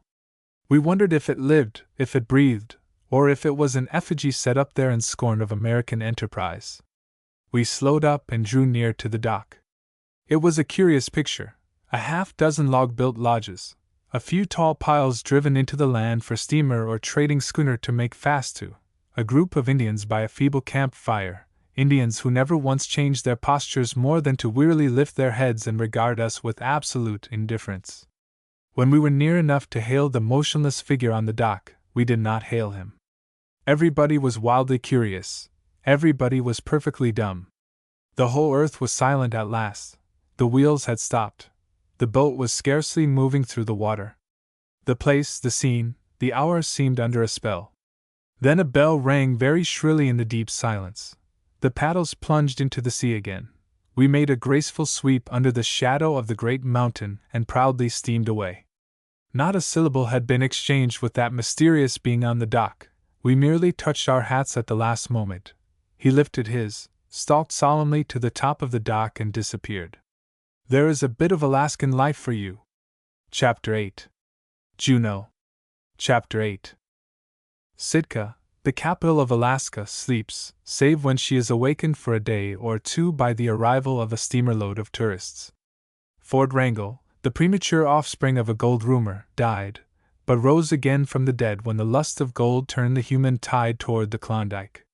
Juneau, the metropolis, was the only settlement that showed any signs of vigor before the Klondike day, and she lived a not over-lively village life on the strength of the mines on Douglas Island, across the narrow straits. There were seabirds skimming the water as we threaded the labyrinthine channels that surround Juneau. We were evidently not very far from the coastline, for the gulls were only occasional visitors on the Alaskan cruise, though the eagles we had always with us. They soared aloft among the pines that crowned the mountain heights. They glossed their wings in the spray of the sky-tipped waterfalls, and looked down upon us from serene summits with the unwinking eye of scorn. It is awfully fine sailing all about Juneau. Superb heights, snow-capped in many cases, forest-clad in all, and with cloud belts and sunshine mingling in the crystalline atmosphere, form a glorious picture, which, oddly enough, one does not view with amazement and delight, but in the very midst of which, and a very part of which, he is, and the proud consciousness of this marks one of the happiest moments of his life. Steaming into a lagoon where its mountain walls are so high it seemed like a watery way in some prodigious Venice, stealing in like a wraith, we were shortly saluted by the miners on Douglas Island, who are, perhaps, the most persistent and least harmful of the dynamiters. It was not long before we began to get used to the batteries that are touched off every few minutes, night and day. But how strange to find in that wild solitude a 120 stamp mill, electric lights, and all the modern nuisances. Never was there a greater contrast than the one presented at Douglas Island. The lagoon, with its deep, dark waters still as a dead river yet mirroring the seabird's wing, a strip of beach, just above it rows of cabins and tents that at once suggest the mining camps of early California days, then the rather handsome quarters of the directors, and then the huge mill, admirably constructed and set so snugly among the quarries that it seems almost a part of the ore mountain itself. Beyond that the great forest, with its eagles and big game, and the everlasting snow. Peaks overtopping all, as they lose themselves in the fairest of summer skies. Small boats ply to and fro between Douglas Island and Juneau, a mile or more up the inlet on the opposite shore.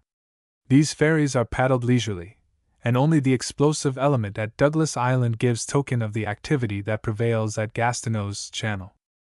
Soon, weary of the racket on Douglas Island, and expecting to inspect the mine later on, we returned across the water and made fast to the dock in the lower end of Juneau. This settlement has seen a good deal of experience for a young one. It was first known as Pillsbury, then some humorists dubbed it Fliptown. Later it was called Rockwell and Harrisburg, and finally Juneau, the name it still bears with more or less dignity. The customary Indian village hangs upon the borders of the town. In fact, the two wings of the settlement are aboriginal, but the copperskin seems not particularly interested in the progress of civilization, further than the occasional chance it affords him of turning an honest penny in the disposal of his wares. No sooner was the gangplank out than we all made a rush for the trading stores in search of curios.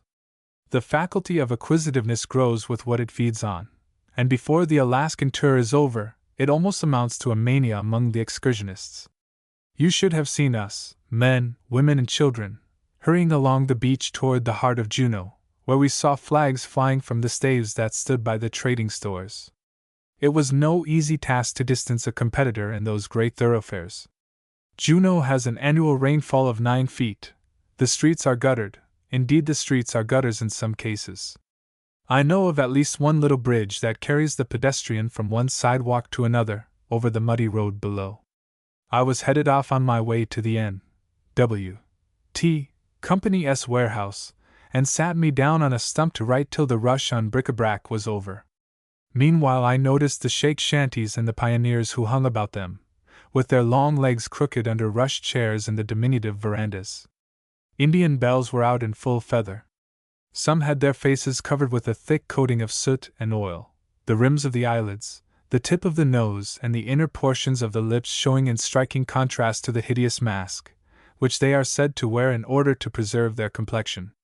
They look for the most part like black-faced monkeys, and appear in this guise a great portion of the time in order to dazzle the town, after a scrubbing, with skins as fair and sleek as soft soap. Even some of the sterner sex are constrained to resort to art in the hope of heightening their manly beauty. But these are, of course, Alaskan dudes, and as such are doubtless pardonable. There is a bathhouse in Juneau and a barber shop. They did a big business on our arrival. There are many billiard halls, where prohibited drinks are more or less surreptitiously obtained. A dance hall stands uninvitingly open to the street. At the doorway, as we passed it, was posted a hand-lettered placard announcing that the ladies of Juneau would on the evening in question give a grand ball in honor of the passengers of the Ancon. Tickets 50 cents. It began to drizzle. We dodged under the narrow awnings of the shops, and bargained blindly in the most unmusical lingos. Within were to be had stores of toy canoes, graceful little things hewn after the Haida model, with prows and sides painted in strange hieroglyphics. Paddles were there, life-size, so to speak, gorgeously dyed, and just the things for hall decorations. Also dishes of carved wood of quaint pattern, and some of them quite ancient, were to be had at very moderate prices. Pipes and pipe bowls of the weirdest description, halibut fish hooks, looking like anything at all but fish hooks, shaman rattles, grotesque in design, flinket baskets, beautifully plated and stained with subdued dyes, the most popular of souvenirs, spoons with bone bowls and handles carved from the horns of the mountain goat or muskox. Even the big horn spoon itself was no doubt made by these ingenious people. Indian masks of wood, inlaid with abalone shells, bear's teeth, or lucky stones from the head of the catfish, Indian wampum. Deerskin sacks filled with the smooth, pencil-shaped sticks with which the natives sport. Passes the merry hours away in games of chance. Bangles without end, and rings of the clumsiest description hammered out of silver coin, bows and arrows, doll papooses, totem poles in miniature. There were garments made of fish skins and bird skins, smelling of oil and semi-transparent, as if saturated with it, and half-musical instruments, or implements, made of twigs strung full of the beaks of birds that clattered with a weird, unearthly Alaskan clatter. There were little graven images, a few of them looking somewhat idolatrous, and heaps upon heaps of nameless and shapeless odds and ends that boasted more or less beadwork in the line of ornamentation, but all chiefly noticeable for the lack of taste displayed, both in design and the combination of color. The Chilkat blanket is an exception to the Alaskan Indian rule. It is a handsome bit of embroidery, of significant though mysterious design, rich in color, and with a deep, knotted fringe on the lower edge, just the thing for a lambrequin, and to be had in Juneau for $40, which is only $15 more than is asked for the same article in Portland, Oregon, as some of us discovered to our cost. There were quantities of skins miserably cured, impregnating the air with vilest odors, and these were waved at you and wafted after you at every step. In the forest which suddenly terminates at the edge of the town there is game worth hunting.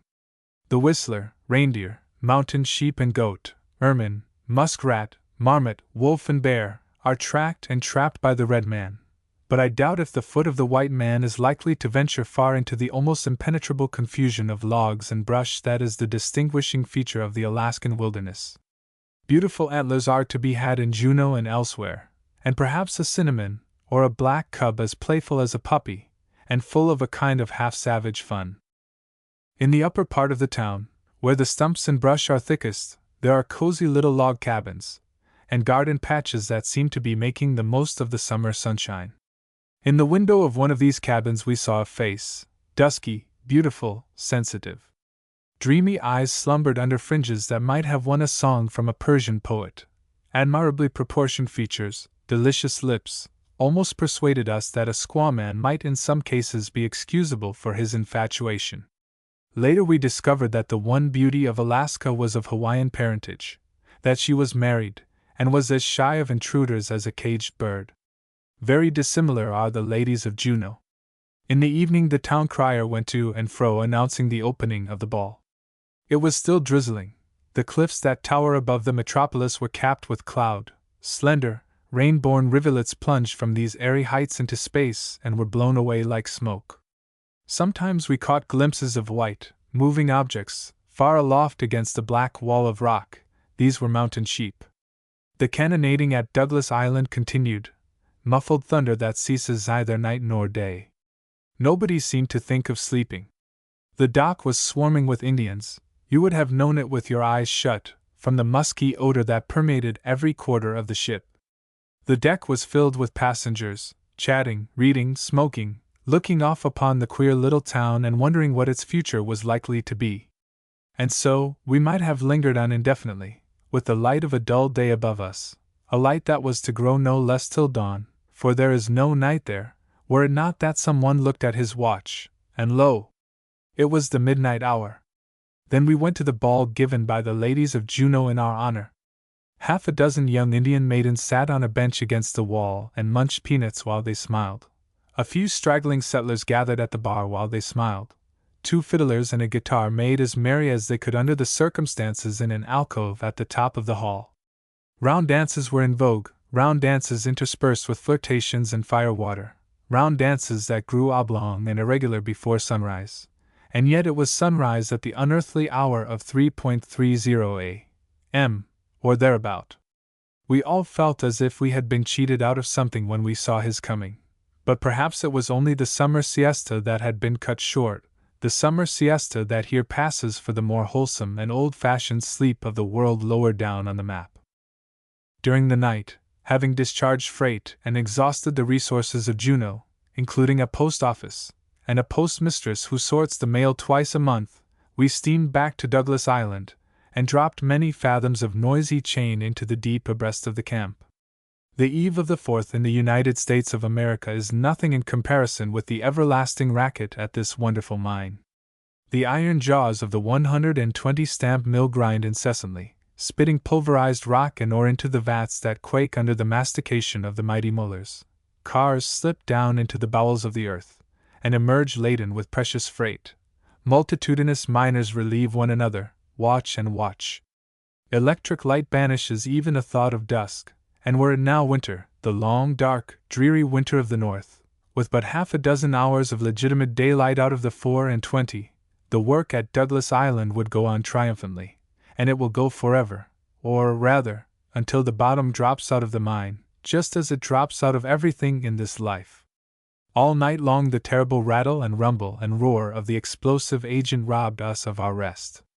I could think of nothing but the gnomes of the German fairy tale, the dwarfs of the Black Mountain, with their glowworm lamps, darting in and out of the tunnels in the earth like moles, and heaping together the riches that are the cause of so much pleasure and pain, and envy and despair, and sorrow and sin, and too often death. Chapter 9. By Solitary Shores. Chapter 9. Probably no one leaves Juneau with regret. Far more enjoyable was the day we spent in Ward's Cove, landlocked, wooded to the water's edge, and with 45 fathoms of water of the richest sea-green hue. Here lay the Pinta and the Patterson, 2 characteristic representatives of the United States Navy, as it was before the war, the former a promoted tugboat, equipped at an expense of $100,000, and now looking top-heavy and unseaworthy, but just the thing for a matinee performance of Pinafore, if that were not out of date. This Pinta, terrible as a canal boat, armed to the teeth, drew up under our quarter to take in coal. You see, the Ancon combined business with pleasure, and distributed coal in quantities to suit throughout the Alaskan lagoon. Now, there is not much fun in coaling, even when a craft as funny as the Pinta is snuggling up under your quarter, looking more like the Pinafore than ever, with her skylarking sailors, midshipmite and all. So Captain Carroll secured a jaunty little steam launch, and away we went on a picnic in the forest primeval. The launch was laden to the brim. 3 of our biggest boats were in tow. An abundant collation, in charge of a corps of cabin boys, gave assurance of success in one line at least. We explored. Old Vancouver did the same thing long ago, and no doubt found these shores exactly as we find them today.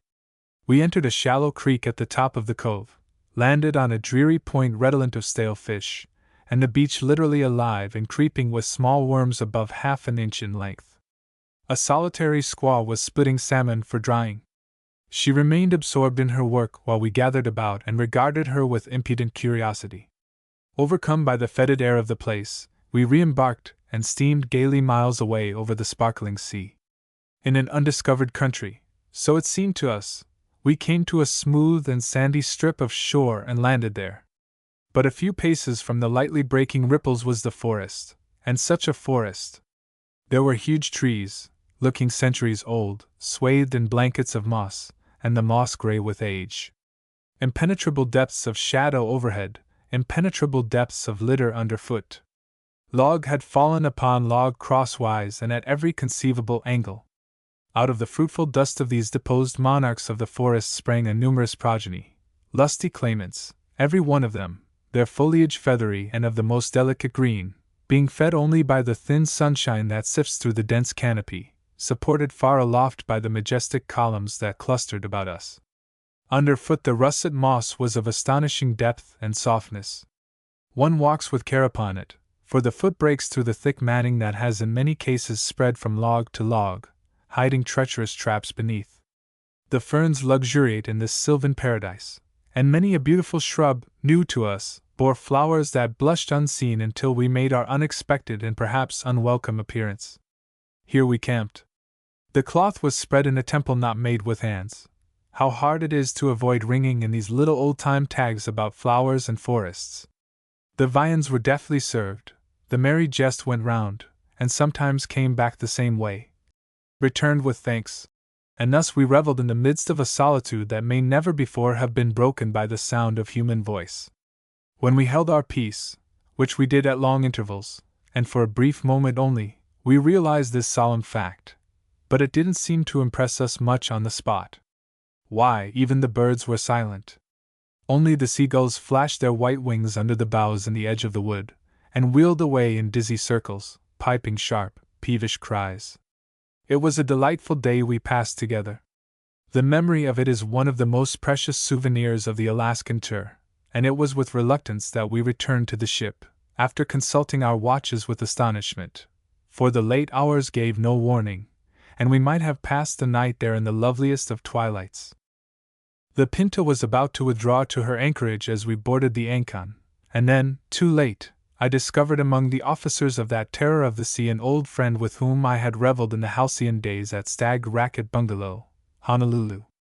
He was then on the U.S. man of war, Alaska of jolly memory, and he, with his companions, constituted the crack mess of the Navy.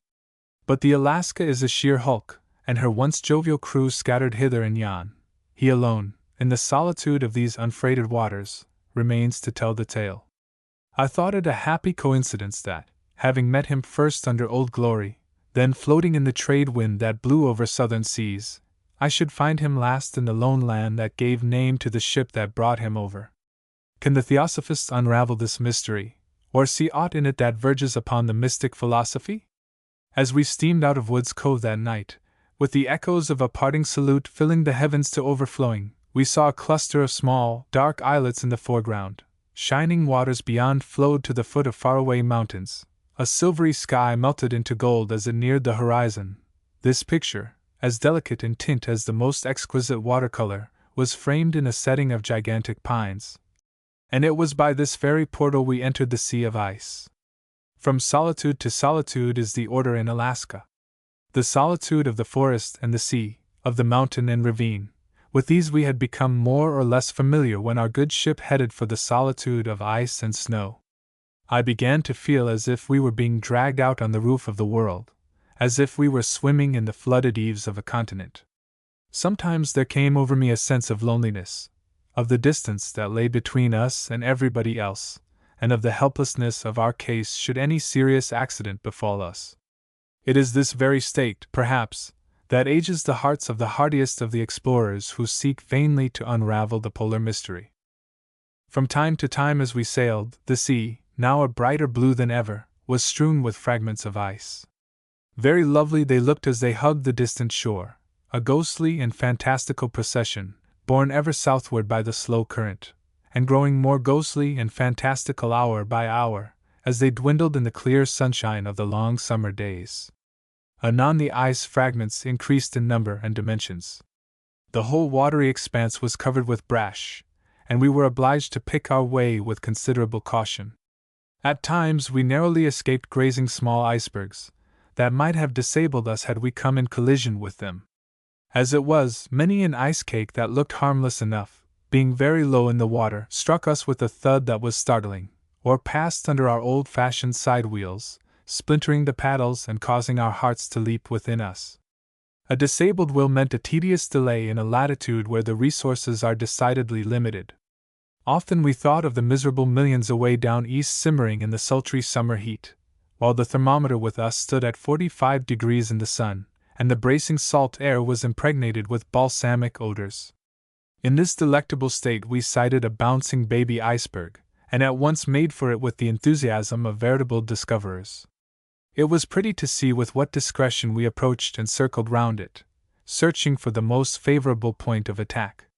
So much of an iceberg is beneath the surface of the water, ballasting the whole, that it is rather ticklish business cruising in its vicinity.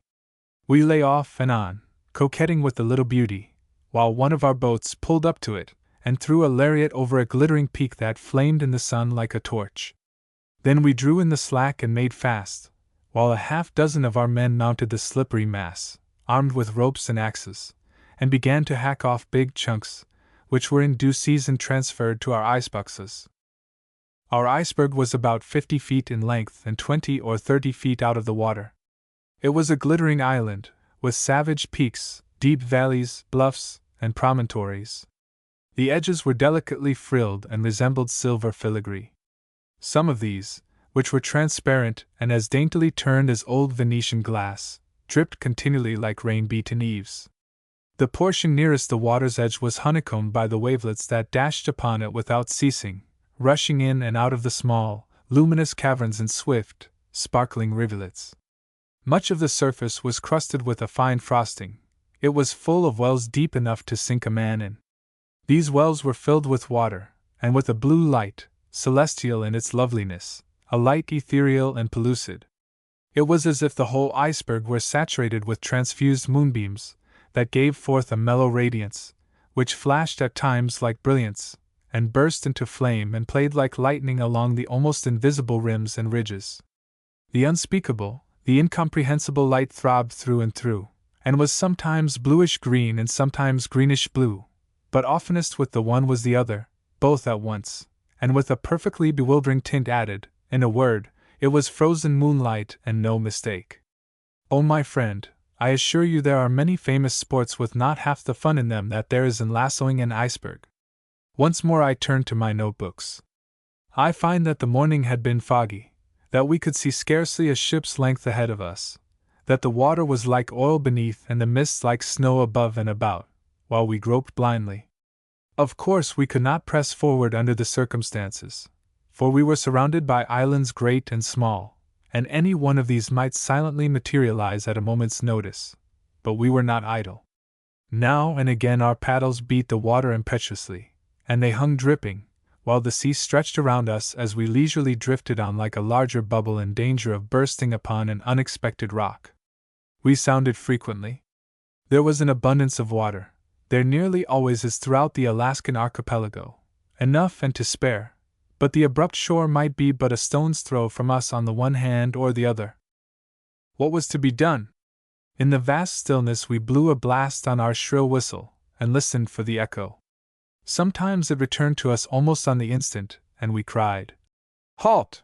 When we halted or veered off, creeping as it were on the surface of the oily sea, sometimes a faint or far-off whisper, "The horns of Elfland," gave us assurance of plenty of space, and the sea-room we were sorely in need of just then.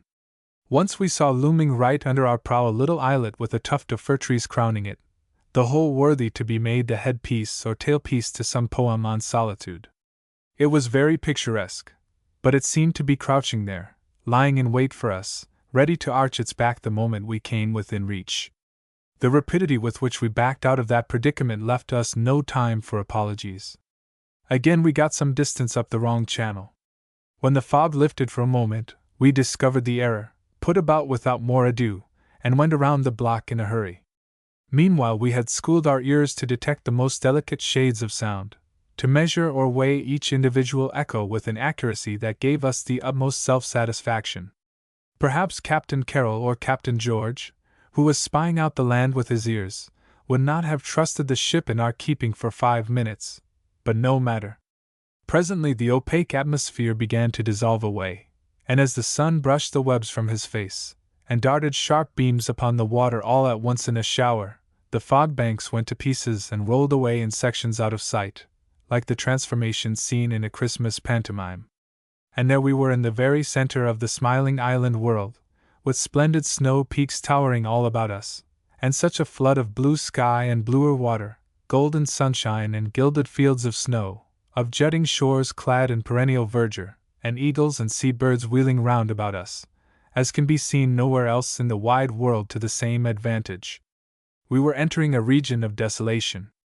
The ice was increasing, and the water took that ghastly hue, even a glimpse of which is enough to chill the marrow in one's bones. Vegetation was dying out.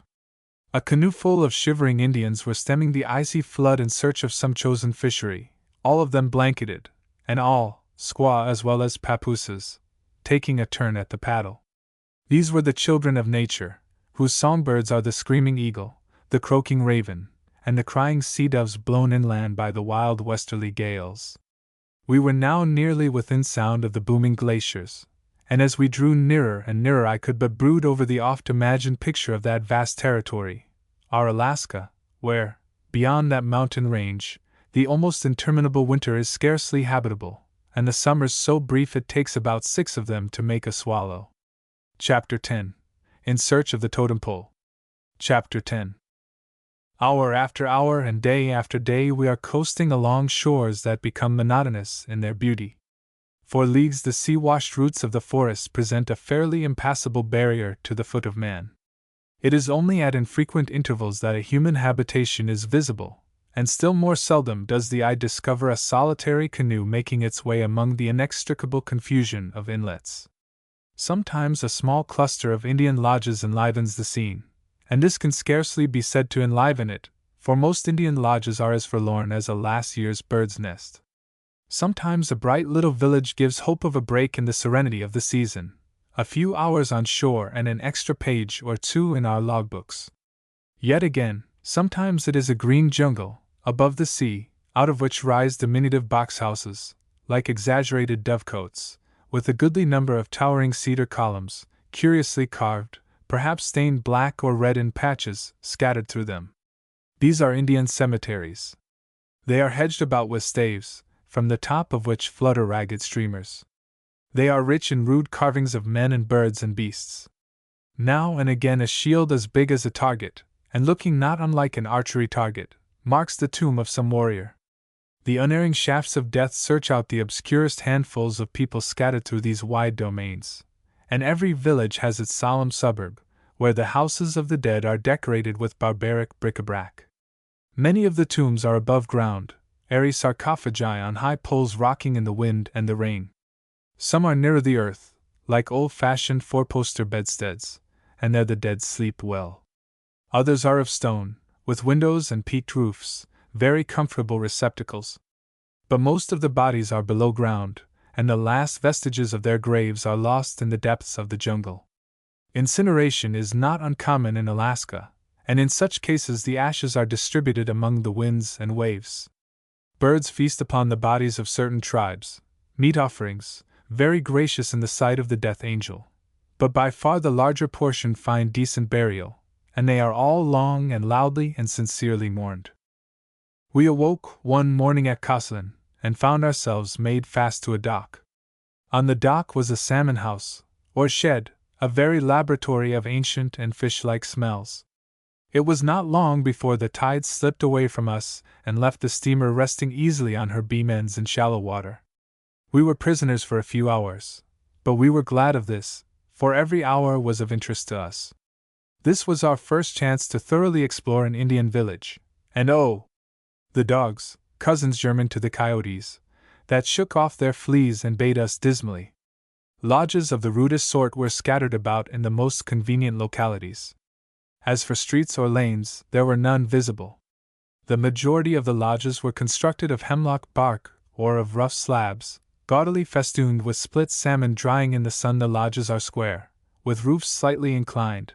They are windowless and have but one narrow door about shoulder high. The Khoslan Indians are a tribe of the Haidas, the cleverest of the northern races. They are expert craftsmen. From $50 they will hammer out, or mold a bangle and cover it with chasing very deftly cut. Their wood carvings, medicine man rattles, spoons, broth bowls, and the like, are curious, but the demand for bangles keeps the more ingenious busy in this branch of industry. Unfortunately, some simple voyager gave the rude silversmiths a bangle of the conventional type, and this is now so cunningly imitated that it is almost impossible to secure a specimen of Haida work of the true Indian pattern. Very shortly the Indian villages of Alaska will be stocked with curios of genuine California manufacture. The supply of antiquities and originals has been already nearly, if not quite, exhausted.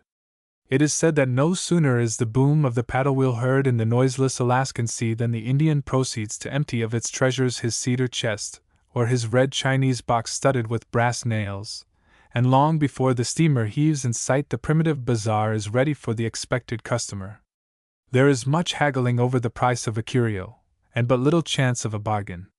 If one has his eye upon some coveted object, he had best purchase it at once at the first figure, for the Indian is not likely to drop a farthing, and there are others who will gladly outbid the hesitating shopper.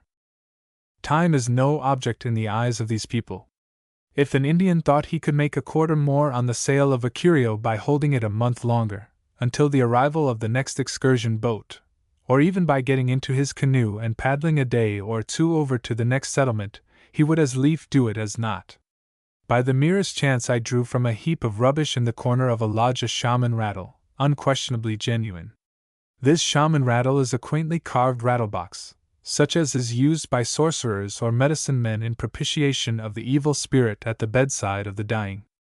The one I have was not offered for sale, nor did the possessor seem to place much value on it, yet he would not budge one jot or tittle in the price he first set upon it, and seemingly set at a guess. Its discovery was a piece of pure luck, but I would not exchange it for any other curio which I chanced to see during the whole voyage. In one of the lodges at Khoslan a chief lay dying. He was said to be the last of his race, and, judging from appearances, his hours were fast drawing to a close. He was breathing painfully, his face was turned to the wall. 2 or 3 other Indians sat silently about, stirring at intervals a bright wood fire that burned in the center of the lodge.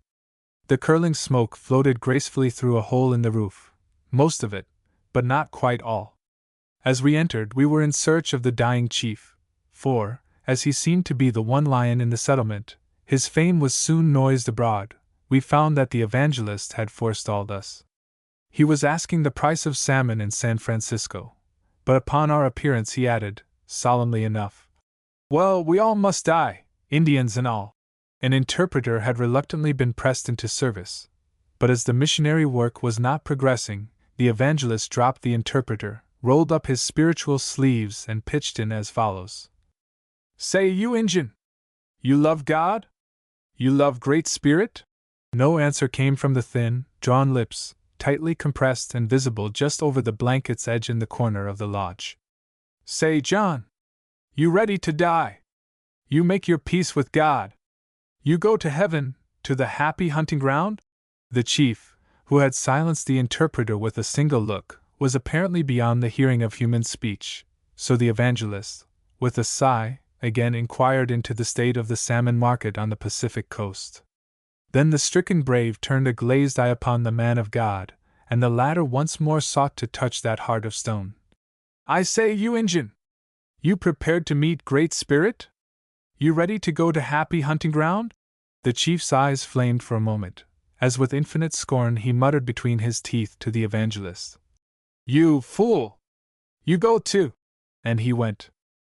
While the steamer was slowly riding, we had ample time to inspect the beached hull of a schooner with a history. She was the pioneer of Khoslan, once commanded by a famous old smuggler named Baranovic. Long he sailed these waters, and like Captain Kidd, he bore a charmed life as he sailed. It is a mystery to me how any seafaring man can trust his craft to the mercy of the winds and tides of this myriad island inland sea. This ancient mariner, Baranovic, not only braved the elements, but defied Russian officials, who kept an eye upon him night and day. On one occasion, having been boarded by the vigilant inspectors, and his piratical schooner thoroughly searched from stem to stern, he kindly invited the gentlemen to dine with him, and entertained them at a board groaning with the contraband luxuries which his suspicious guests had been vainly seeking all the afternoon. It is a wee little cabin and a shallow hold that furnish the setting for a sea tale as wildly picturesque as any that thrills the heart of your youthful reader, but high and dry lies the mouldering hulk of the dismantled smuggler, and there is no one left to tell the tale. As we lounged about, some hideous Indians, I trust they were not framed in the image of their maker, ill-shapen lads, dumpy, expressionless babies, green-complexioned half-breeds, sat and looked on with utter indifference. Many of the Haida Indians have kinky or wavy hair, Japanese or Chinese eyes, and most of them toe out, but they are, all things considered, the least interesting, the most ungainly, and the most unpicturesque of people. If there is work for them to do, they do it, heedless of the presence of inquisitive, pale-faced spectators. Indeed, they seem to look down upon the white man, and perhaps they have good reasons for so doing. If there is no work to be done, they are not at all disconcerted. I very much doubt if a Haida Indian, or any other Indian, for that matter, knows what it is to be bored or to find the time hanging heavily on his hands. I took note of one old Indian who sat for 4 solid hours without once changing his position. He might have been sitting there still but that his wife routed him out after a lively monologue, to which he was an apparently disinterested listener. At last he arose with a grunt, adjusted his blanket, strode grimly to his canoe and bailed it out. Then he entered and paddled leisurely to the opposite shore, where he disappeared in the forest. Filth was everywhere, and evil odors, but far, far aloft the eagles were soaring, and the branches of a withered tree near the settlement were filled with crows as big as buzzards. Once in a while some one or another took a shot at them, and missed. Thus the time passed at Kossin. One magnifies the merest episode on the Alaskan voyage, and is grateful for it. Killisnoo is situated in a cozy little cove. It is a rambling village that climbs over the rocks and narrowly escapes being pretty, but it manages to escape. Most of the lodges are built of logs, have small, square windows, with glass in them, and curtains, and have also a kind of primitive chimney. We climbed among these lodges and found them quite deserted. The lodgers were all down at the dock. There were inscriptions on a few of the doors, the name of the tenant, and a request to observe the sacredness of the domestic hearth. This we were careful to do, but inasmuch as each house was set in order and the window curtains looped back, we were no doubt welcome to a glimpse of an Alaskan interior. It was the least little bit like a peep show, and didn't seem quite real. One inscription was as follows. It was over the door of the lodge of the laureate, Joseph Hulkin. My tum-tum is white. I try to do right. All are welcome to come to my hearth and my home. So call in and see me, white, red or black man. I'm Delate Hyas of the Kutsnahuquan. Need I add that tum-tum in the Chinook jargon signifies the soul? Joseph merely announced that he was clean-souled, also Delate Hyas, that is, above reproach. At the store of the Northwest Trading Company we found no curios, and it is the only store in the place. Sarsaparilla, tobacco, blankets, patent medicines, etc., are there neatly displayed on freshly painted shelves, but no curios. On a strip of plank walk in front of the place are Indians luxuriously heaped, like prize porkers, and they are about as interesting a spectacle to the unaccustomed eye. Our whistle blew at noon. We returned on board, taking the cannery and oil factory on the way, and finding it impossible to forget them for some time afterward. At 12:45 p.m., we were off, but we left one of the merriest and most popular of our voyagers behind us. He remained at Killisnoo in charge of the place. As we swam off into the sweet sea reaches, the poor fellow ran over the ridge of his little island, looking quite like a castaway, and no doubt feeling like one. He sprang from rock to rock and at last mounted a hillock, and stood waving his arms wildly while we were in sight. And the lassies? They swarmed like bees upon the wheelhouse, wringing their hands and their handkerchiefs, and weeping rivers of imaginary tears over our first bereavement. But really, now, what a life to lead, and in what a place, especially if one happens to be young, and good-looking and a bit of a swell withal. But is there no romance here? Listen! We came to anchor overnight in a quiet nook where the cliffs and the clouds overshadowed us. Everything was of the vaguest description, without form and void. There seemed to be one hut on shore, with the spark of a light in it, a cannery of course. Canoes were drifting to and fro like motes in the darkness, tipped with a phosphorescent rim. Indian voices hailed us out of the ominous silence. Indian dogs muttered under their breath, yelping in a whisper which was mocked by Indian papooses, who can bark before they have learned to walk or talk. Softly out of the balmy night, for it was balmy and balsamic, we were to the windward of the cannery. A shadowy canoe floated up just under our rail. Two shadowy forms materialized, and voices like the voices of spirits, almost the softest voices in the world, voices of infantile sweetness, hailed us. "Allah Mika Chaco!"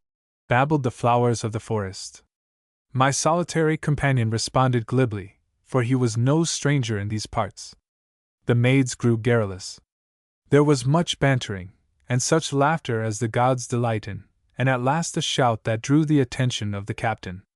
He joined us just in season to recognize the occupants of the canoe, as they shot through a stream of light under an open port, crying, "Anna Nawika Mika Halo Shem!"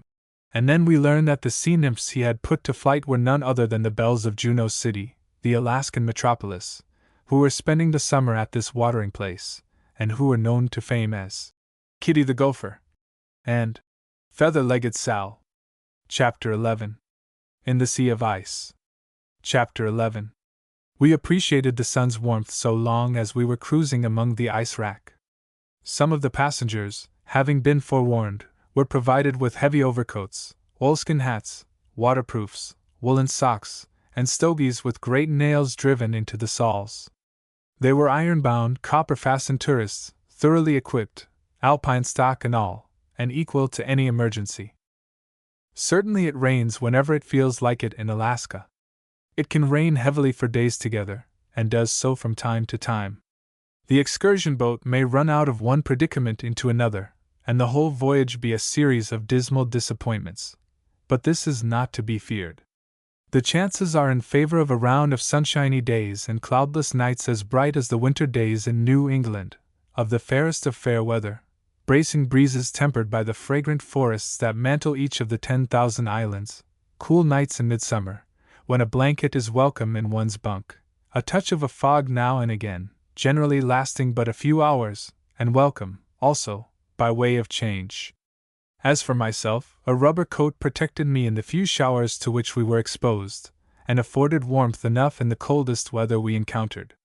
For a climb over a glacier, the very thickest shoes are absolutely necessary. Beyond these, all else seems superfluous to me, and the superfluous is the chief burden of travel. We were gathered about the deck in little groups. The unpremeditated coteries which naturally spring into existence on shipboard hailed one another across decks, from the captain's cabin, a favorite resort, or the smoking room, as we sighted objects of interest.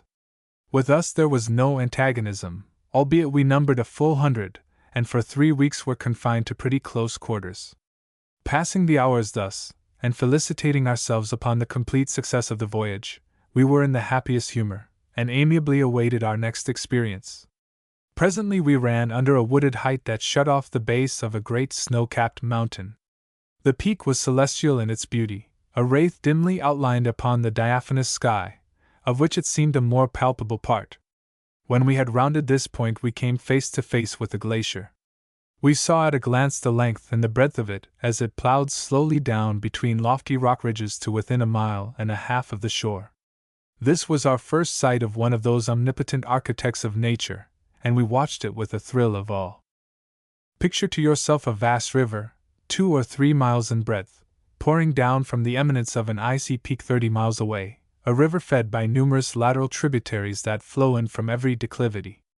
Imagine this river lashed to a fury and covered from end to end, fathoms deep, with foam, and then the whole suddenly frozen and fixed forevermore, that is your glacier. Sometimes the surface is stained with the debris of the mountain, sometimes the bluish-green tinge of the ancient ice crops out.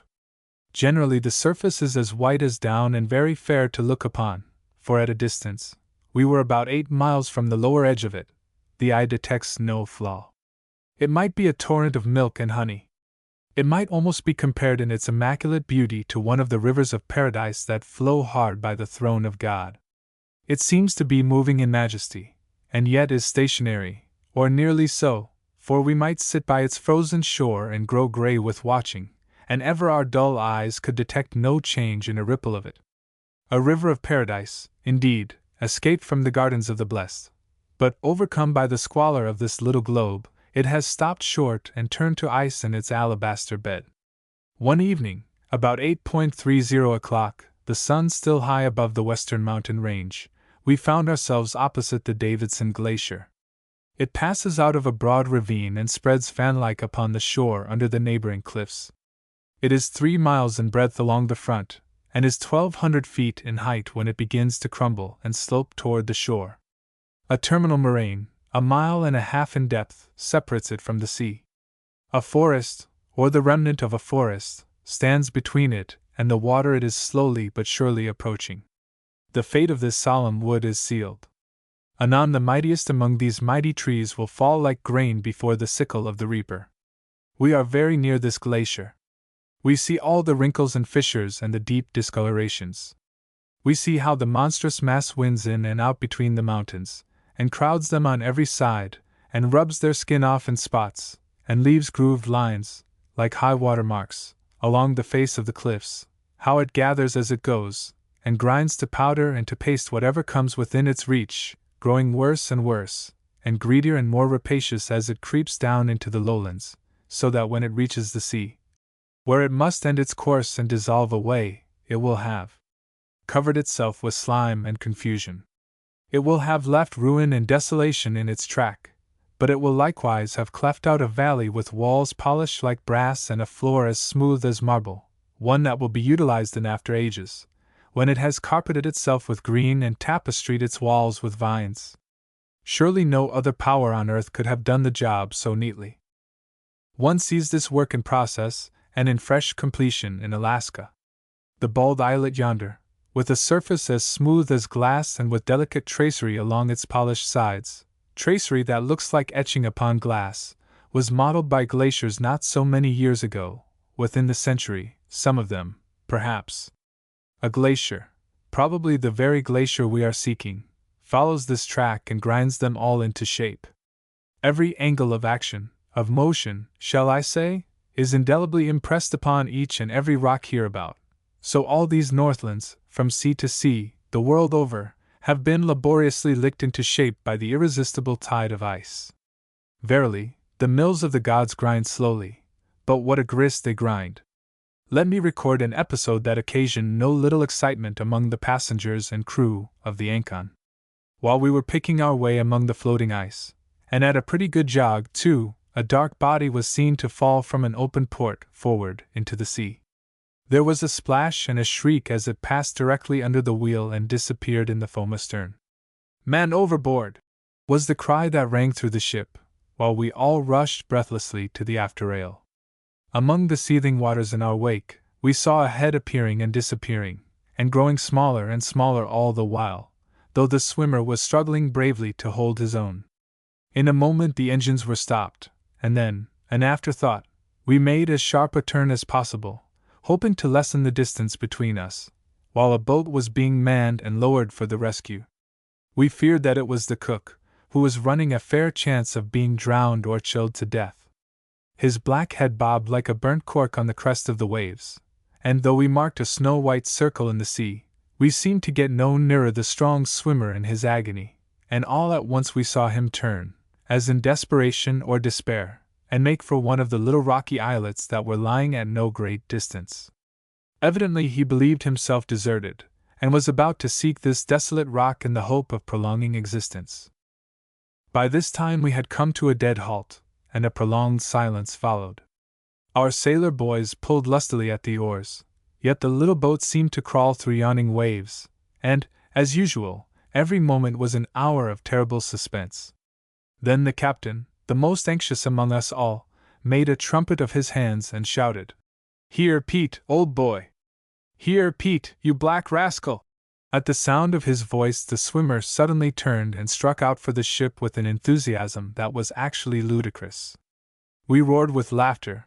We could not help it, for when the boat had pulled up to the almost waterlogged swimmer, and he began to climb in with an energy that imperiled the safety of the crew, we saw that the black rascal in question was none other than Pete Bruin, Captain Carroll's pet bear. He shook himself and drenched the oarsmen, who were trying to get him back to the ship, for he was half frantic with delight, and it was pretty close quarters, a small boat in a chopped sea dotted with lumpy ice, and a frantic bear puffing and blowing as he shambled bear fashion from the stem to stern, and raised his voice at intervals in a kind of hoarse hooray that depressed rather than cheered his companions. It was ticklish business getting the boat and its lively crew back to the davits in safety. It was still more ticklish receiving the shaggy hero on deck, for he gave one wild bound and alighted in the midst of a group of terrified ladies and scattered the rest of us in dismay. But it was side-splitting when the little fellow, seeing an open door, made a sudden break for it, and plunged into the berth of a shy damsel, who, put to ignominious flight in the first gust of the panic, had sought safety in her stateroom only to be singled out for the recipient of the rascal's special attentions. She was rescued by the bravest of the brave, but Bruin had to be dragged from behind the lace curtains with a lasso, and then he brought some shreds of lace with him as a trophy. He was more popular than ever after this little adventure, and many an hour we spent in recounting to one another the varied emotions awakened by the episode. Heading for Glacier Bay, we found a flood of bitter cold water so filled with floating ice that it was quite impossible to avoid frequent collisions with masses of more or less magnitude. There was an almost continual thumping along the ship's side as the paddle struck heavily the ice fragments, which we found littering the frozen sea. There was also a dull reverberation as of distant thunder that rolled over the sea to us, and when we learned that this was the crackling of the ice pack in the gorges, we thought with increasing solemnity of the majesty of the spectacle we were about to witness. Thus we pushed forward bravely toward an ice wall that stretched across the top of the bay from one high shore to the other. This wall of ice, a precipitous bluff or palisade, is computed to be from 200 to 500 feet in height. It is certainly nowhere less than 200, but most of it far nearer 500 feet above sea level, rising directly out of it, overhanging it, and chilling the air perceptibly. Picking our path to within a safe distance of the glacier, we cast anchor and were free to go our ways for a whole glorious day. According to Professor John Muir, for whom the glacier is deservedly named, the ice wall measures 3 miles across the front. 10 miles farther back it is 10 miles in breadth. 16 tributary glaciers unite to form the one. Professor Muir, accompanied by the Rev. S. Hall Young, of Fort Wrangell, visited it in 1879. They were the first white men to explore this region, and they went thither by canoe. Muir, with blankets strapped to his back and his pockets stuffed with hardtack, spent days in rapturous speculation. Of all glacial theorists, he is doubtless the most self-sacrificing and enthusiastic. I believe, as yet, no one has timed this glacier. It is dissolving away more rapidly than it travels, so that although it is always advancing, it seems in reality to be retreating. Within the memory of the last 3 generations, the Muir Glacier filled the bay for miles below our anchorage, and while it recedes, it is creeping slowly down, scalping the mountains, grinding all the sharp edges into powder or leaving a polished surface behind it. It gathers rock dust and the wreck of every living thing, and mixes them up with snow and ice. These congeal again, or are compressed into soft, filthy monumental masses, waiting their turn to topple into the waves at last. The wash of the sea undermines the glacier, the sharp sunbeams blast it. It is forever sinking, settling, crushing in upon itself and splitting from end to end, with fearful and prolonged intestinal reverberations that remind one of battle thunders and murder and sudden death. There was hardly a moment during the day free from rumble, or a crash, or a splash. The front elevation might almost be compared to Niagara Falls in winter, but here is a spectacular effect not often visible at Niagara. At intervals huge fragments of the ice cliffs fall, carrying with them torrents of snow and slush. Heaven only knows no many 100,000 tons of this debris plunged into the sea under our very eyes. Nor was it all debris. There were masses of solid ice so lustrous they looked like gigantic emeralds or sapphires, and these were 50 or even 100 times the size of our ship. When they fell, they seemed to descend with the utmost deliberation, for they fell a much greater distance than we could realize, as their bulk was beyond conception, so that a fall of 200 or 300 feet seemed not a tenth part of that distance. With this deliberate descent, as if they floated down, they also gave an impression of vast weight, and when they struck the sea, the foam flew 2/3 of the way up the cliff, a fountain 300 feet in height and of monstrous volume. Then after a long time, a very long time it seemed to us, the ice would rise slowly from the deep and climb the face of the cliff as if it were about to take its old place again, but it sank and rose, until it had found its level, when it joined the long procession drifting southward to warmer waves and dissolution. In the meantime the ground swell that followed each submersion resembled a tidal wave as it rolled down upon us and threatened to engulf us. But the Ancon rode like a duck, I cannot consistently say swan in this case, and heaved to starboard and to larboard in picturesque and thoroughly nautical fashion. Some of us were on shore, wading in the mud and the slush, or climbing the steep bluffs that hem in the glacier upon one side. Here it was convenient to glance over the wide snowfields that seemed to have been broken with colossal harrows. It was even possible to venture out upon the ice ridges, leaping the gaps that divided them in every direction. But at any moment the crust might have broken and buried us from sight, and we found the spectacle far more enjoyable when viewed from the deck of the steamer. What is that glacier like? Well, just a little like the whitish crater of an active volcano. At any rate, it is the glorious companion piece to Kilauea in Hawaii. In these wonders of nature you behold the extremes, fire and ice, having it all their own way, and a world of adamant shall not prevail against them. Chapter 12. Alaska's Capital. Chapter 12. Sitka has always seemed to me the jumping-off place.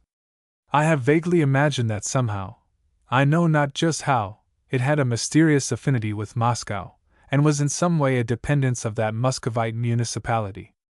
I was half willing to believe that an underground passage connected the Kremlin with the castle of Sitka, that the tiny capital of Great Alaska responded, though feebly, to every throb of the Russian heart. Perhaps it did in the good old days now gone, but there is little or nothing of the Russian element left, and the place is as dead can be without giving offense to the olfactory organ. We were picking our way through a perfect wilderness of islands, on the lookout for the capital, of which we had read and heard so much. Surely the Alaskan pilot must have the eye and the instinct of a sea bird, or he could never find a port in that labyrinth. Moreover, the air was misty. We felt that we were approaching the sea. Lofty mountains towered above us. Sometimes the islands swam apart. They seemed all in motion, as if they were swinging to and fro on the tide, and then down a magnificent vista we saw the richly wooded slopes of some glorious height that loomed out of the vapor and bathed its forehead in the sunshine. Sometimes the mist grew denser, and we could see hardly a ship's length ahead of us, and the air was so chilly that our overcoats were drawn snugly about us, and we wondered what the temperature might be, down south, in Dakota and New England. In the grayest of gray days we came to Sitka, and very likely for this reason found it a disappointment at first sight.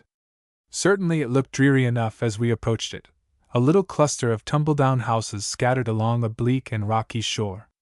We steamed slowly past it, made a big turn in deep water, got a tolerable view of the city from one end of it to the other, and then crept up to the one little dock, made fast, and were all granted the freedom of the capital for a couple of days. It is a gray place, gray with a greenish tinge in it, the kind of green that looks perennial, a dark, dull evergreen.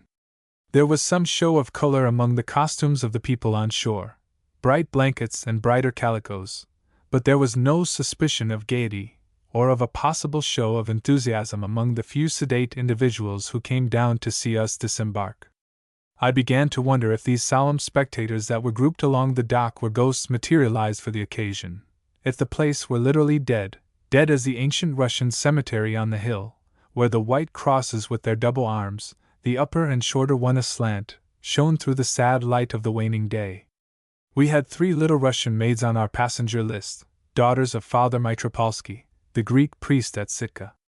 They were returning from a convent school at Victoria, and were bubbling over with delight at the prospective joys of a summer vacation at home.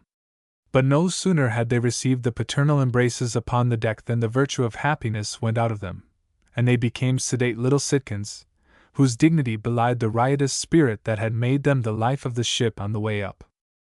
We also brought home a little Russian chap who had been working down at Fort Wrangel, and having made a fortune, it was a fortune in his eyes, he was returning to stay in the land of his nativity. He was quiet enough on shipboard, indeed, he had almost escaped observation until we sighted Sitka, but then his heart could contain itself no longer, and he made confidants of several of us to whom he had spoken never a word until this moment. How glad he was to greet its solemn shores, to him the dearest spot in all the earth. A few hours later we met him. He was swinging on the gate at the homestead in the edge of the town, a sweet, primitive place, that caught our eye before the youngster caught our ears with his cheerful greeting. "Oh, I so glad," said he, with a mist in his eye that harmonized with everything else. "I make $80 in 4 months at Wrangel. My sister not know me when I get home. I so glad to come back to Sitka. I not go away any more." Of course we poured out of the ship in short order, and spread through the town like ants. At the top of the dock is the Northwest Trading Company's store. How we learned to know these establishments!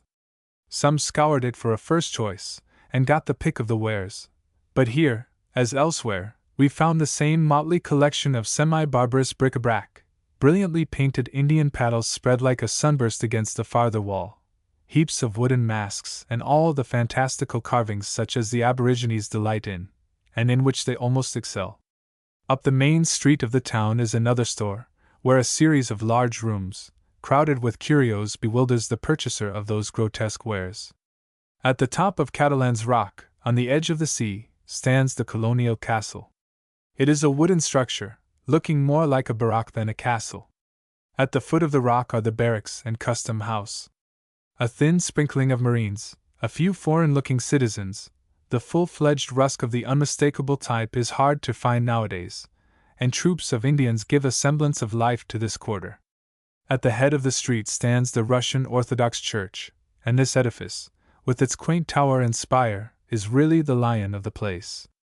St. Michael's was dedicated in 1844 by the Venerable Ivan Veniamov, the Metropolitan of Moscow, for years priest and bishop at Unalaska and Sitka. In his time the little chapel was richly decorated, but as the settlement began falling to decay, the splendid vestments and sacred vessels and altar ornaments, and even the bishop himself, were transferred to San Francisco. It then became the duty of the bishop to visit annually the churches at Sitka, Unalaska and Kodiak, as the Russian government still allowed these dependencies an annuity of $50,000. But the last incumbent of the office, Bishop Nestor, was lost tragically at sea in May, 1883, and, as the Russian priesthood seems to be less pious than particular, the office is still a begging, unless I have been misinformed. Probably the mission will be abandoned.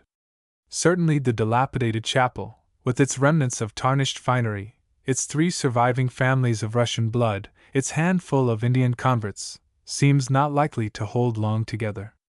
We witnessed a service in St. Michael's.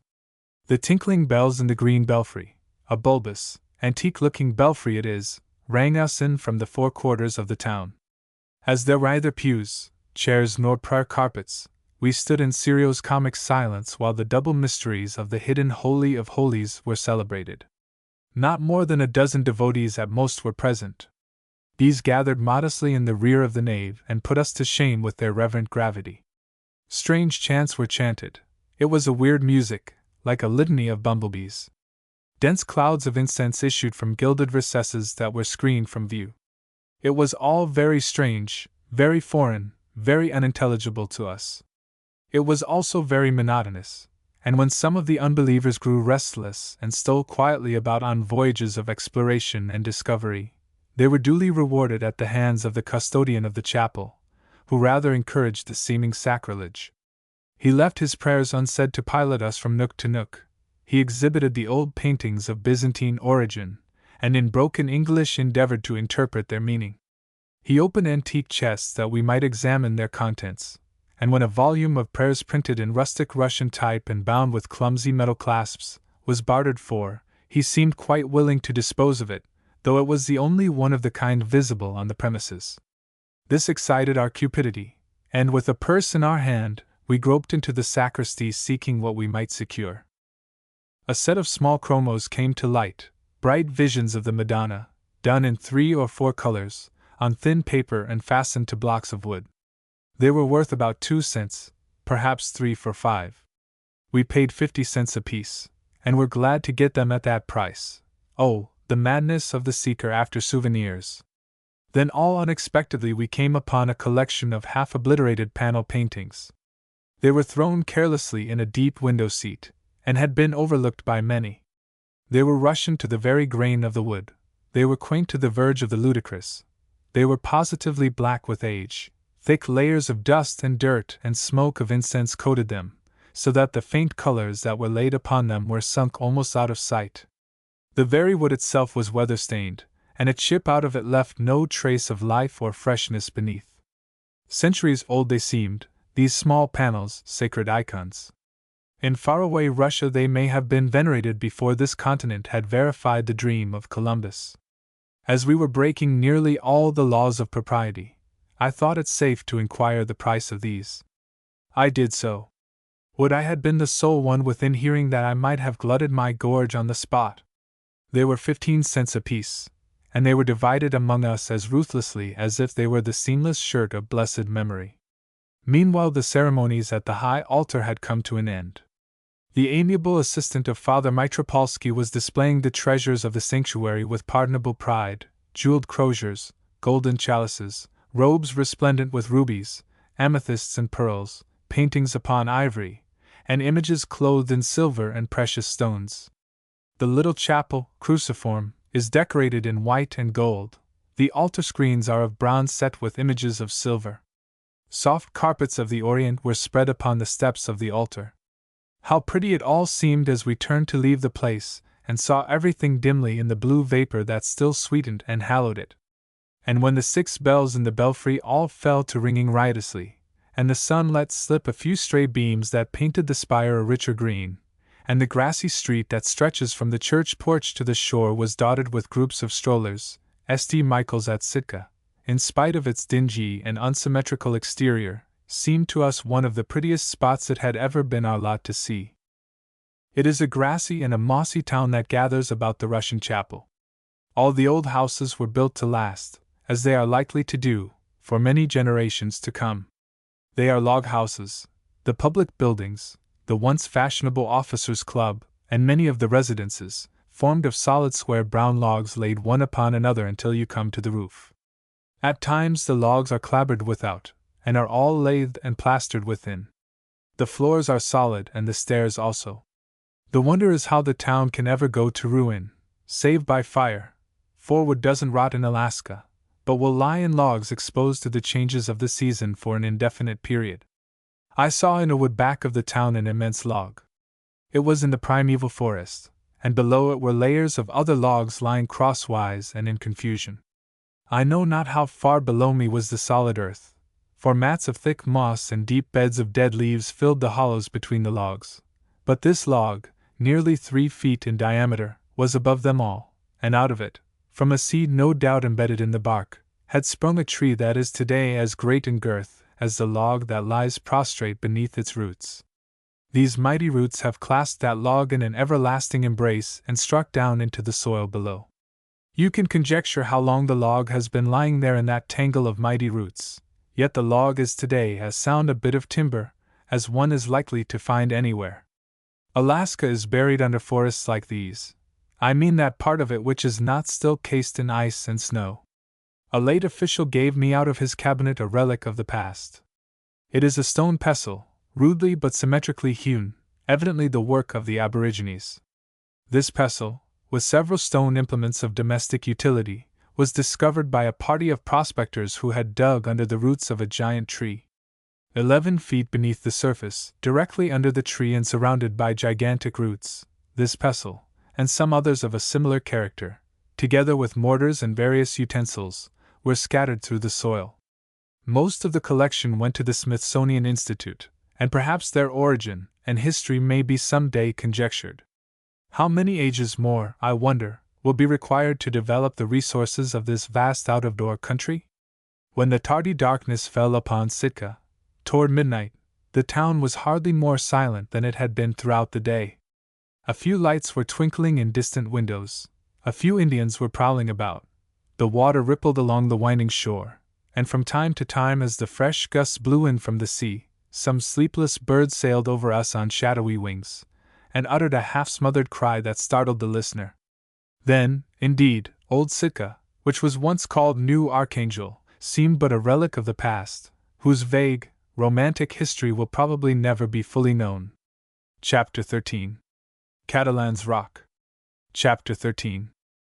Catalan's Rock towers above the sea at the top corner of Sitka.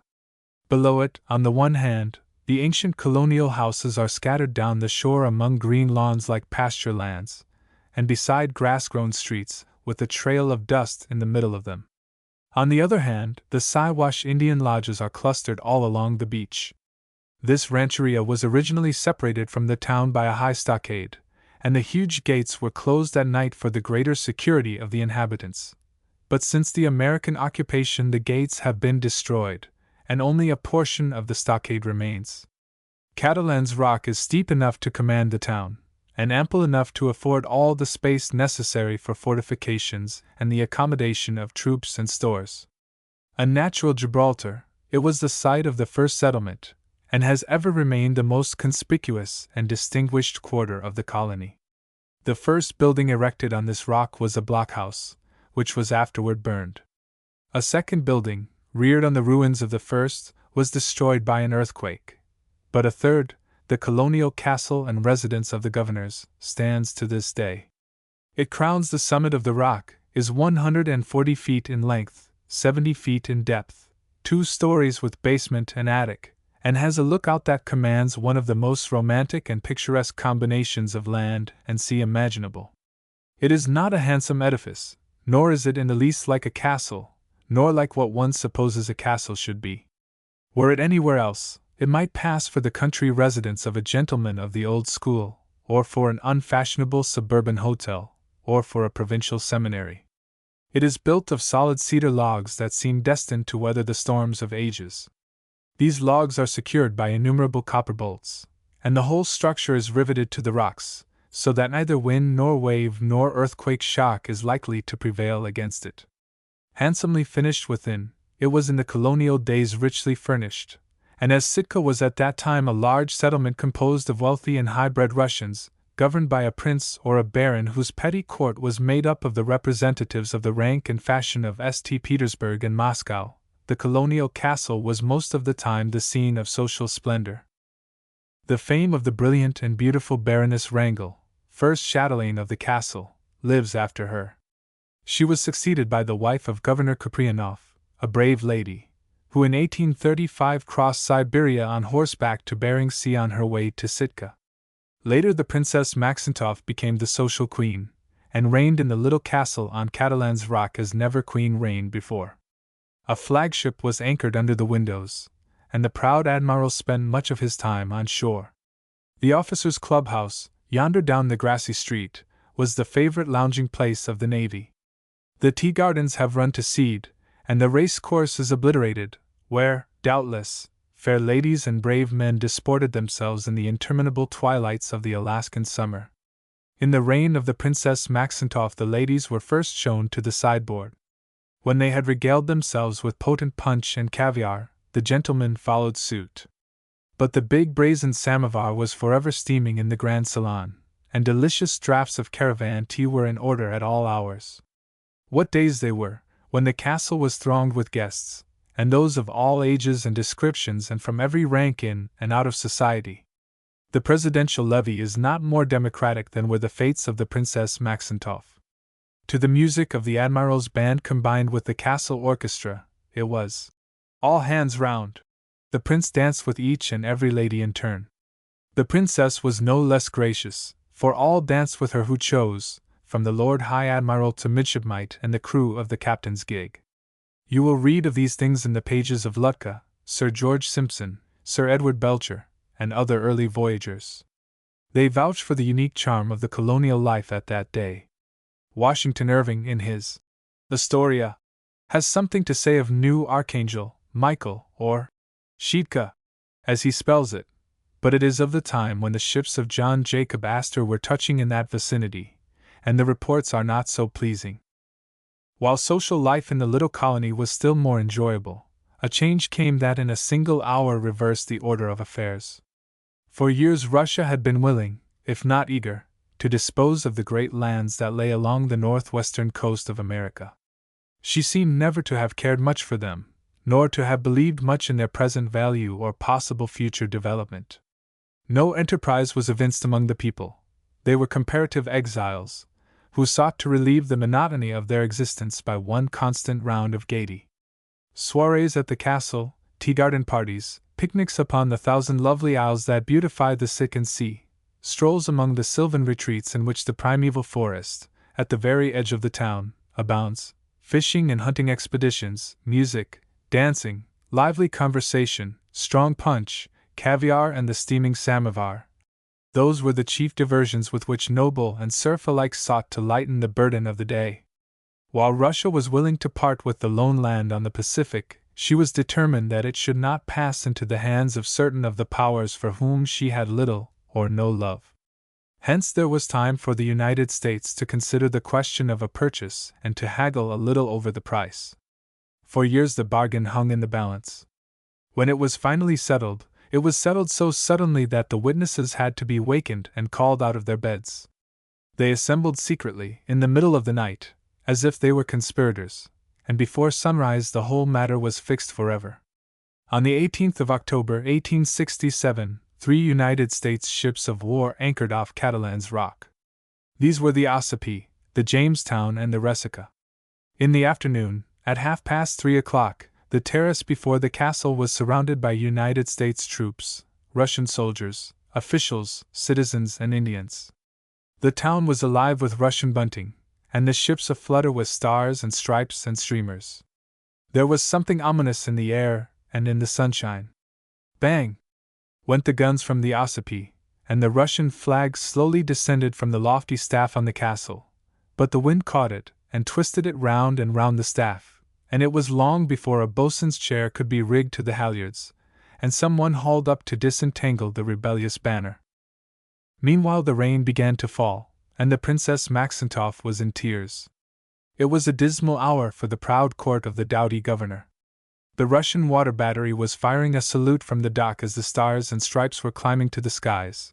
The great continent of icy peaks and pine was passing from the hands of one nation to the other. In the silence that ensued, Captain Pesthauroff stepped forward and said, "By authority of His Majesty the Emperor of Russia, I transfer to the United States the territory of Alaska."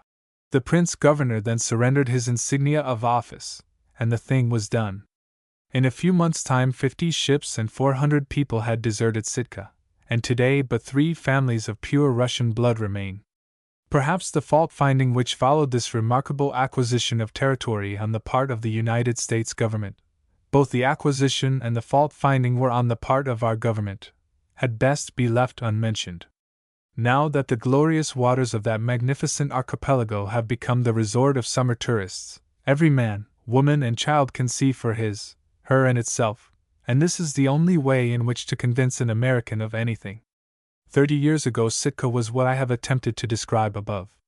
Today how different! Passing its barracks at the foot of Catalan's Rock, one sees a handful of Marines looking decidedly bored if off duty. The steps that lead up to the steep incline of the rock to the castle terrace are fast falling to decay. Weeds and rank grass trail over them and cover the whole top of the rock. The castle has been dismantled. The walls will stand until they are blown up or torn down, but all traces of the original ornamentation of the interior have disappeared. The carved balustrades, the curious locks, knobs, hinges, chandeliers, and fragments of the wainscoting have been borne away by enterprising curio hunters. There was positively nothing left for me to take. One may still see the chamber occupied by Secretary Seward, who closed the bargain with the Russian government at $7,200,000, cash down. Lady Franklin occupied that chamber when she was scouring these waters in the fearless and indefatigable, but fruitless, search for the relics of the lost Sir John. One handsome apartment has been partially restored and suitably furnished for the use of the United States District Attorney.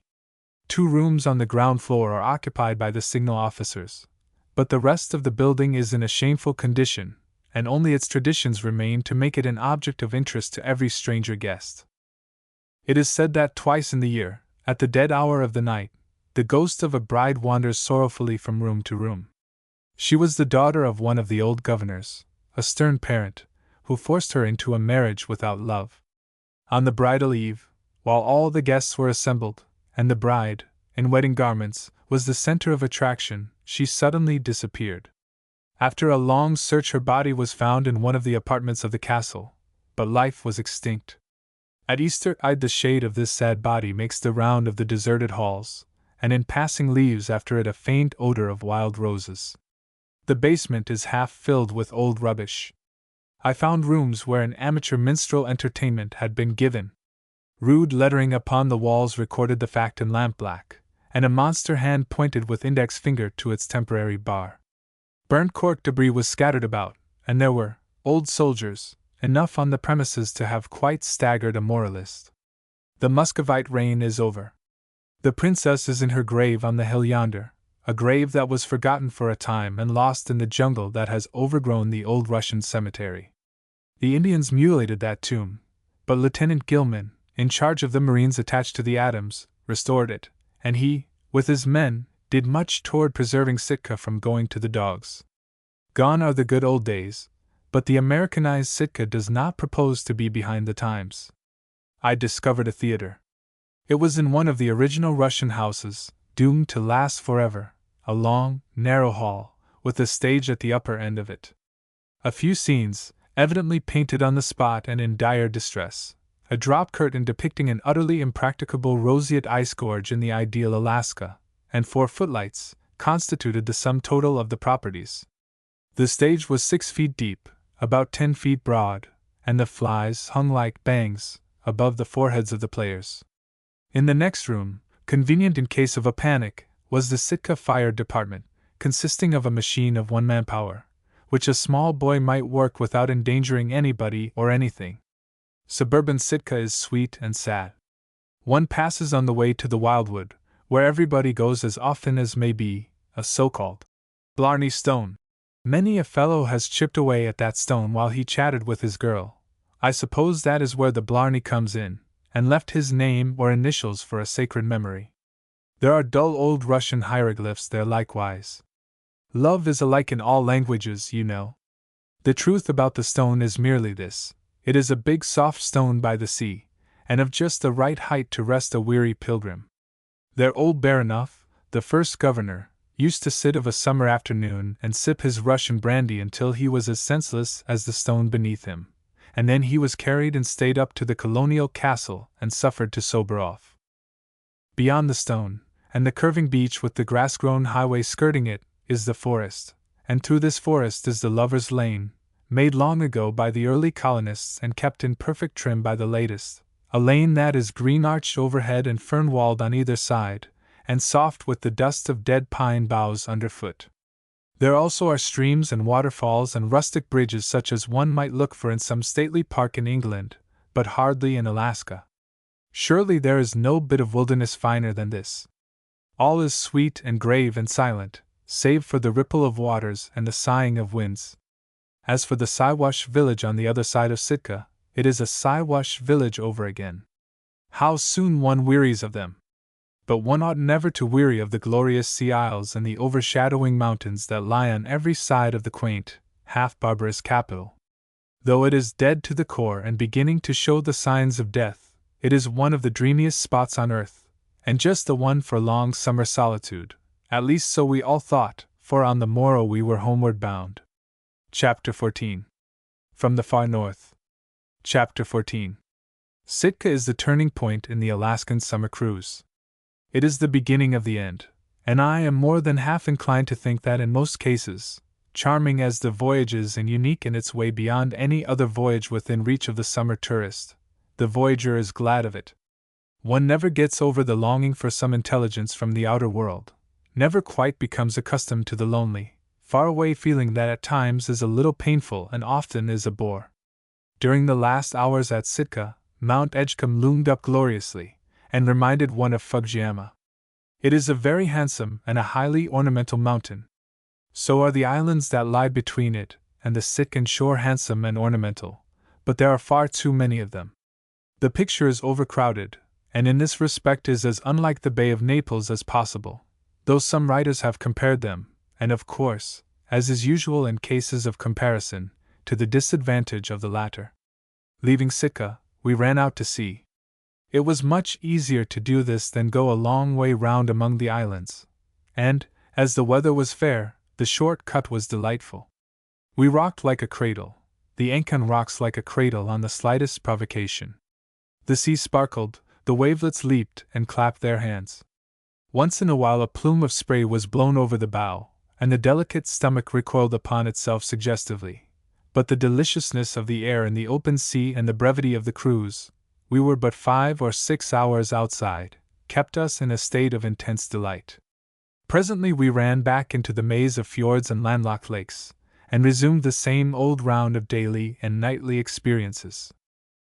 Juneau, Douglas Island, Fort Wrangel, and several fishing stations were revisited. They seemed a little stale to us, and we were inclined to snub them slightly.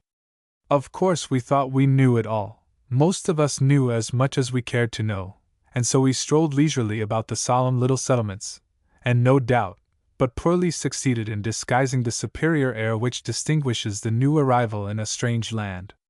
It is but a step from a state of absolute greenness on one's arrival at a new port to a blasé languor, wherein nothing can touch one further, and the step is easily and usually taken inside of a week. May the old settlers forgive us our idiocy. There was a rainy afternoon at Fort Wrangel, a very proper background, for the place is dismal to a degree. An old stern-wheel steamboat, beached in the edge of the village, was used as a hotel during the decline of the gold fever. But while the fever was at its height, the boat is said to have cleared $135,000 per season. The coolie has bored into its hollow shell and washes there, clad in a semi-Boyton suit of waterproof. I made my way through the dense drizzle to the Indian village at the far end of the town.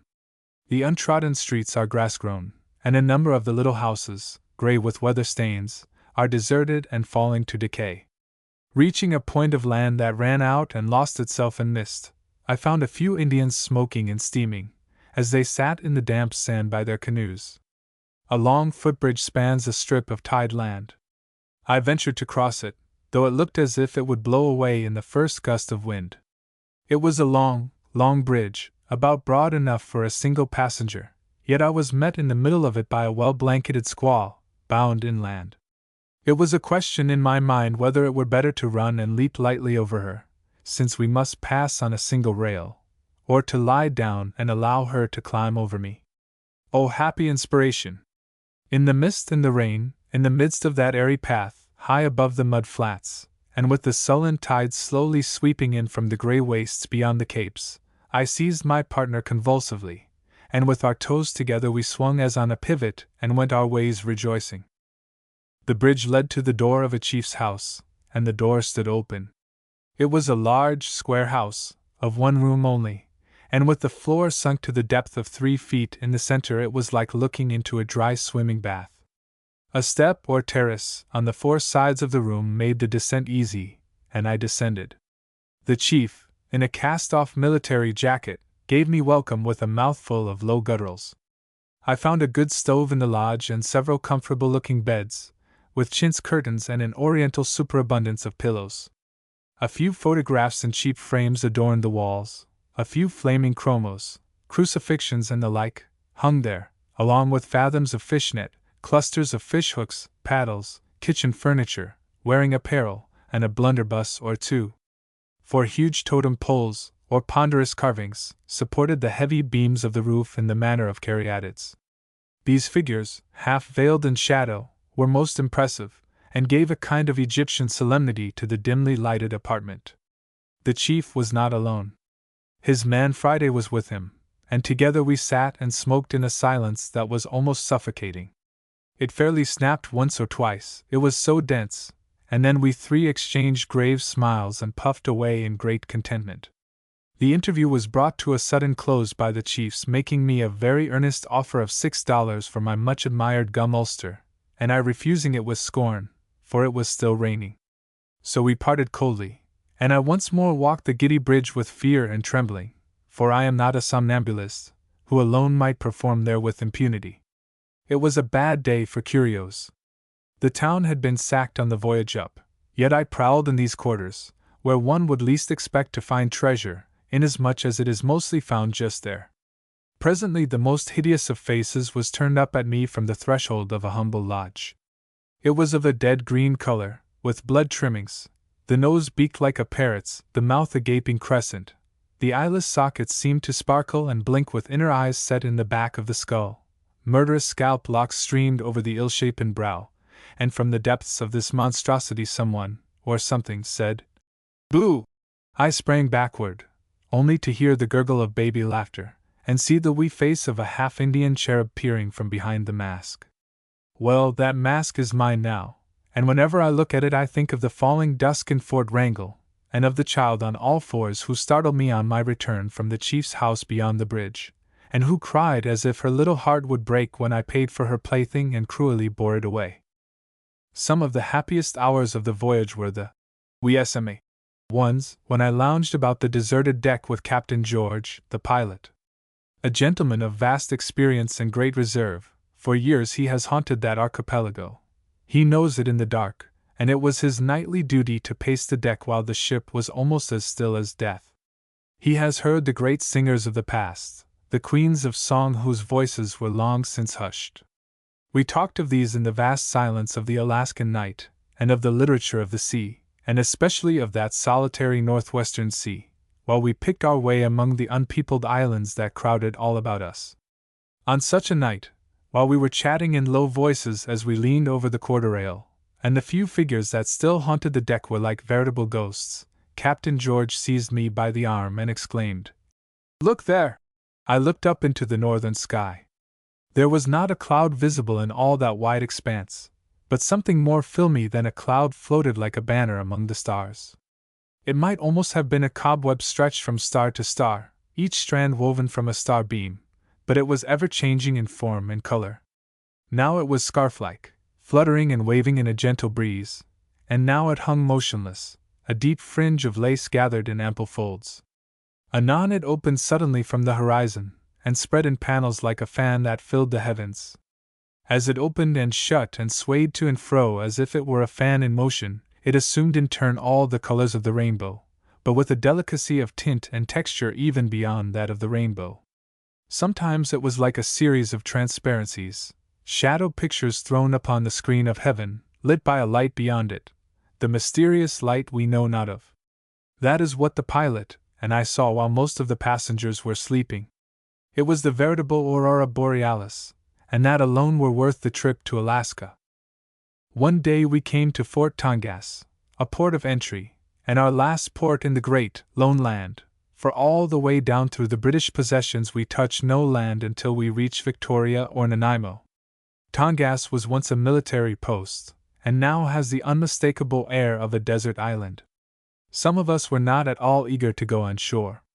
You see, we were beginning to get our fill of this monotonous out-of-the-world and out-of-the-way life. Yet Tongass is unique, and certainly has the most interesting collection of totem poles that one is likely to see on the voyage. At Tongass there is a little curving beach, where the ripples sparkle among the pebbles. Beyond the beach is a strip of green lawn, and at the top of the lawn the old officers' quarters, now falling to decay. For background there are rocks and trees and the sea. The sea is everywhere about Tongass, and the sea breezes blow briskly, and the seagulls waddle about the lawn and sit in rows upon the sagging roofs as if they were thoroughly domesticated. Oh, what a droll place it is! After a little deliberation we all went ashore in several huge boatloads, and to our surprise, were welcomed by a charming young bride in white muslin and ribbons of baby blue. Somehow she had found her way to the desert island, or did she spring up there like a wild flower? And the grace with which she did the honors was the subject of unbounded praise during the remainder of the voyage.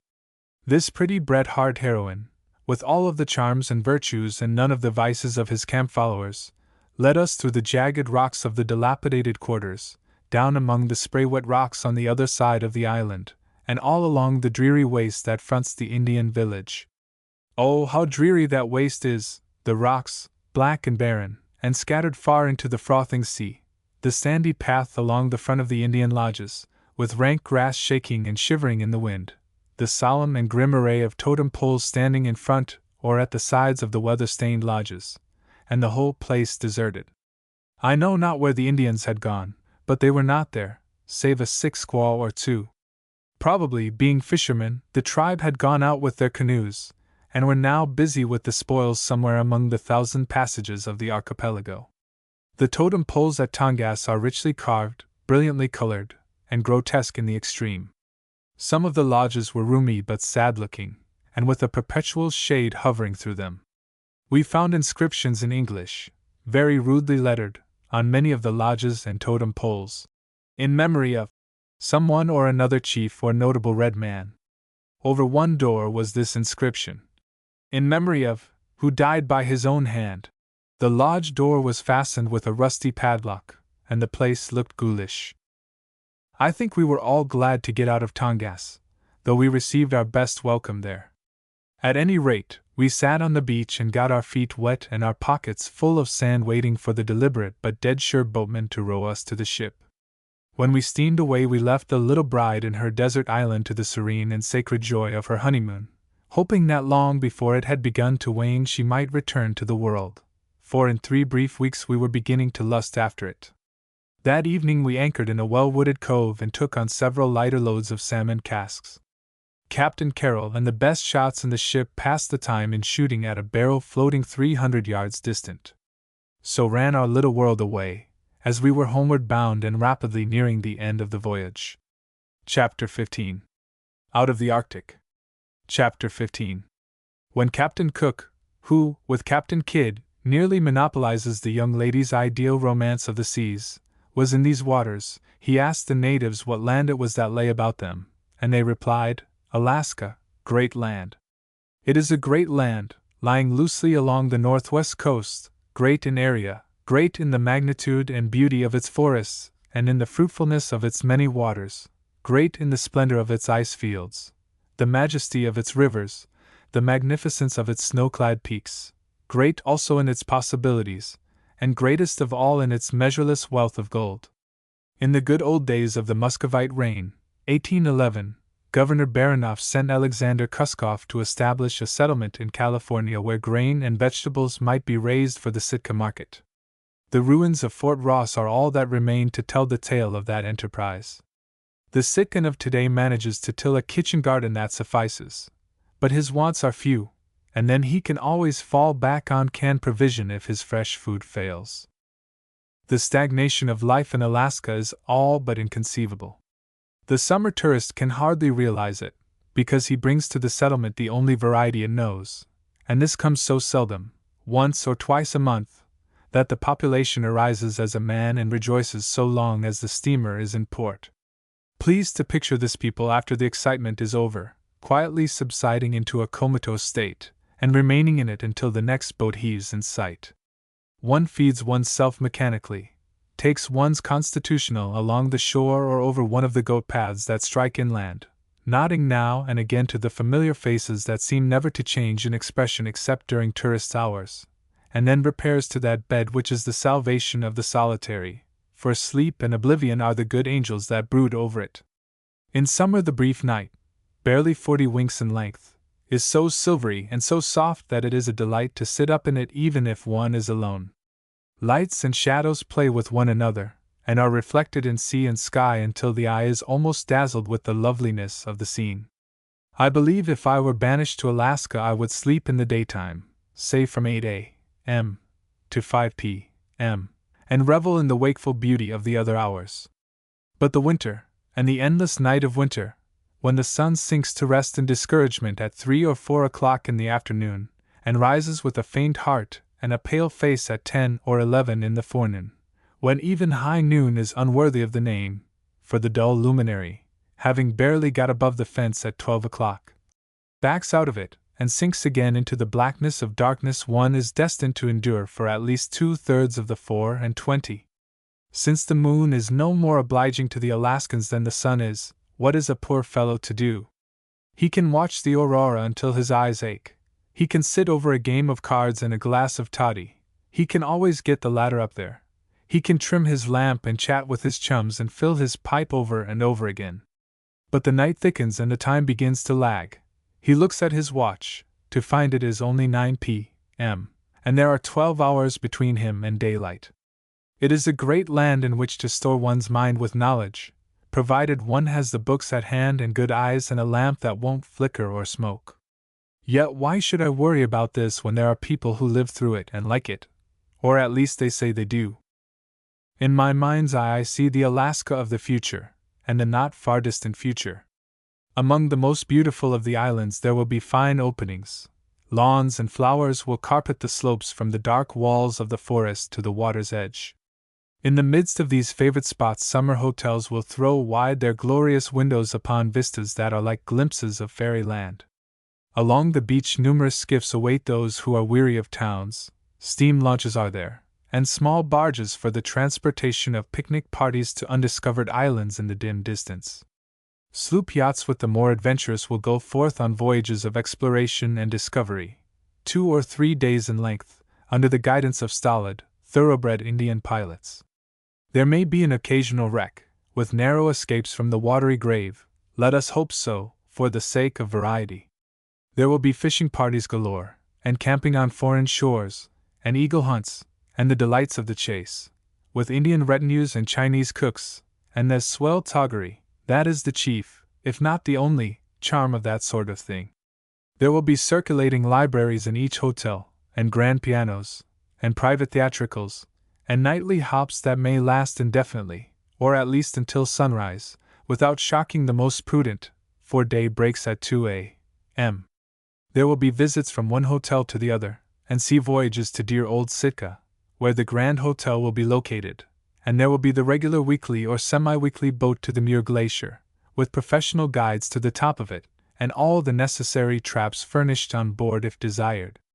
And this wild life can begin as early as April and go on until the end of September without serious injury. There will be no hay fever or prickly heat, either will there be sunstrokes nor any of the horrors of the eastern and southern summer. It will remain true to its promise of sweet, warm days, and deliciously cool evenings, in which the young lover may woo his fair to the greatest advantage, for there is no night there. Then everyone will come home with a new experience, which is the best thing one can come home with, and the rarest nowadays, and with a pocket full of Alaskan garnets, which are about the worst he can come home with, being as they are utterly valueless, and unhandsome even when they are beautifully symmetrical. Oh, the memory of the voyage, which is perhaps the most precious of all, this we bring home with us forever. The memory of all that is half civilized and wholly unique and uncommon, of sleepy and smoky wigwams, where the 10 tribes hold powwow in a confusion of gutturals, with a plentiful mixture of saliva, for it is a moist language, a gurgle that approaches a gargle, and in 3 weeks the unaccustomed ear scarcely recovers from the first shock of it, a memory of totem poles in stark array, and of the high feast in the Indian villages, where the beauty and chivalry of the forest gathered and squatted in wide circles listening to some old man eloquent in the very ecstasy of expectoration, the memory of a non-committing, uncommunicative race, whose religion is a feeble polytheism, a kind of demonolatry, for, as good spirits do not injure one, one's whole time is given to the propitiation of the evil. This is called shamanism, and is said to have been the religion of the Tartar race before the introduction of Buddhism, and is still the creed of the Siberians, a memory of solitary canoes on moonlit seas and of spicy pine odors mingled with the tonic of moist kelp and salt sea air. A memory of friends who were altogether charming, of a festival without a flaw. Oh, my kind readers! When the Alaska Summer Hotel Company has stocked the nooks and corners of the archipelago with caravansaries, and good boats are filling them with guests who go to spend the season in the far northwest, fail not to see that you are numbered among the elect. For Alaska outrivers all rivers and outlakes all lakes, being itself a lake of 10,000 islands. It outmountains the Alps of America, and certainly outdoes everything else everywhere else, in the shape of a watering place.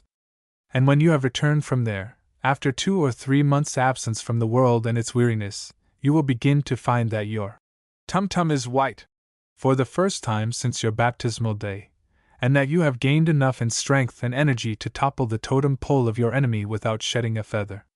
There is hope for Alaska in the line of a summer resort. As ghosts scent the morning air and are dispersed, so we scented the air, which actually seemed more familiar as we approached Washington in the great Northwest, and the spirit of peace, of ease and of lazy contentment that had possessed our souls for 3 weeks took flight.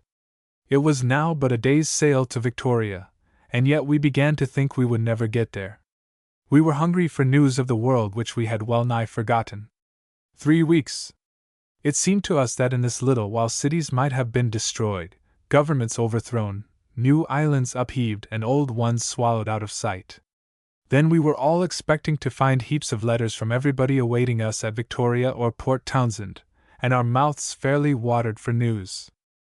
We took a little run into the sea and got lost in a fog, but the pilot whistled for the landmarks, and echo answered, so that by the time the fog was ready to roll away, like a snowy drop curtain, we knew just where we were, and ran quietly into a nook that looked as if it would fit us like a bootjack.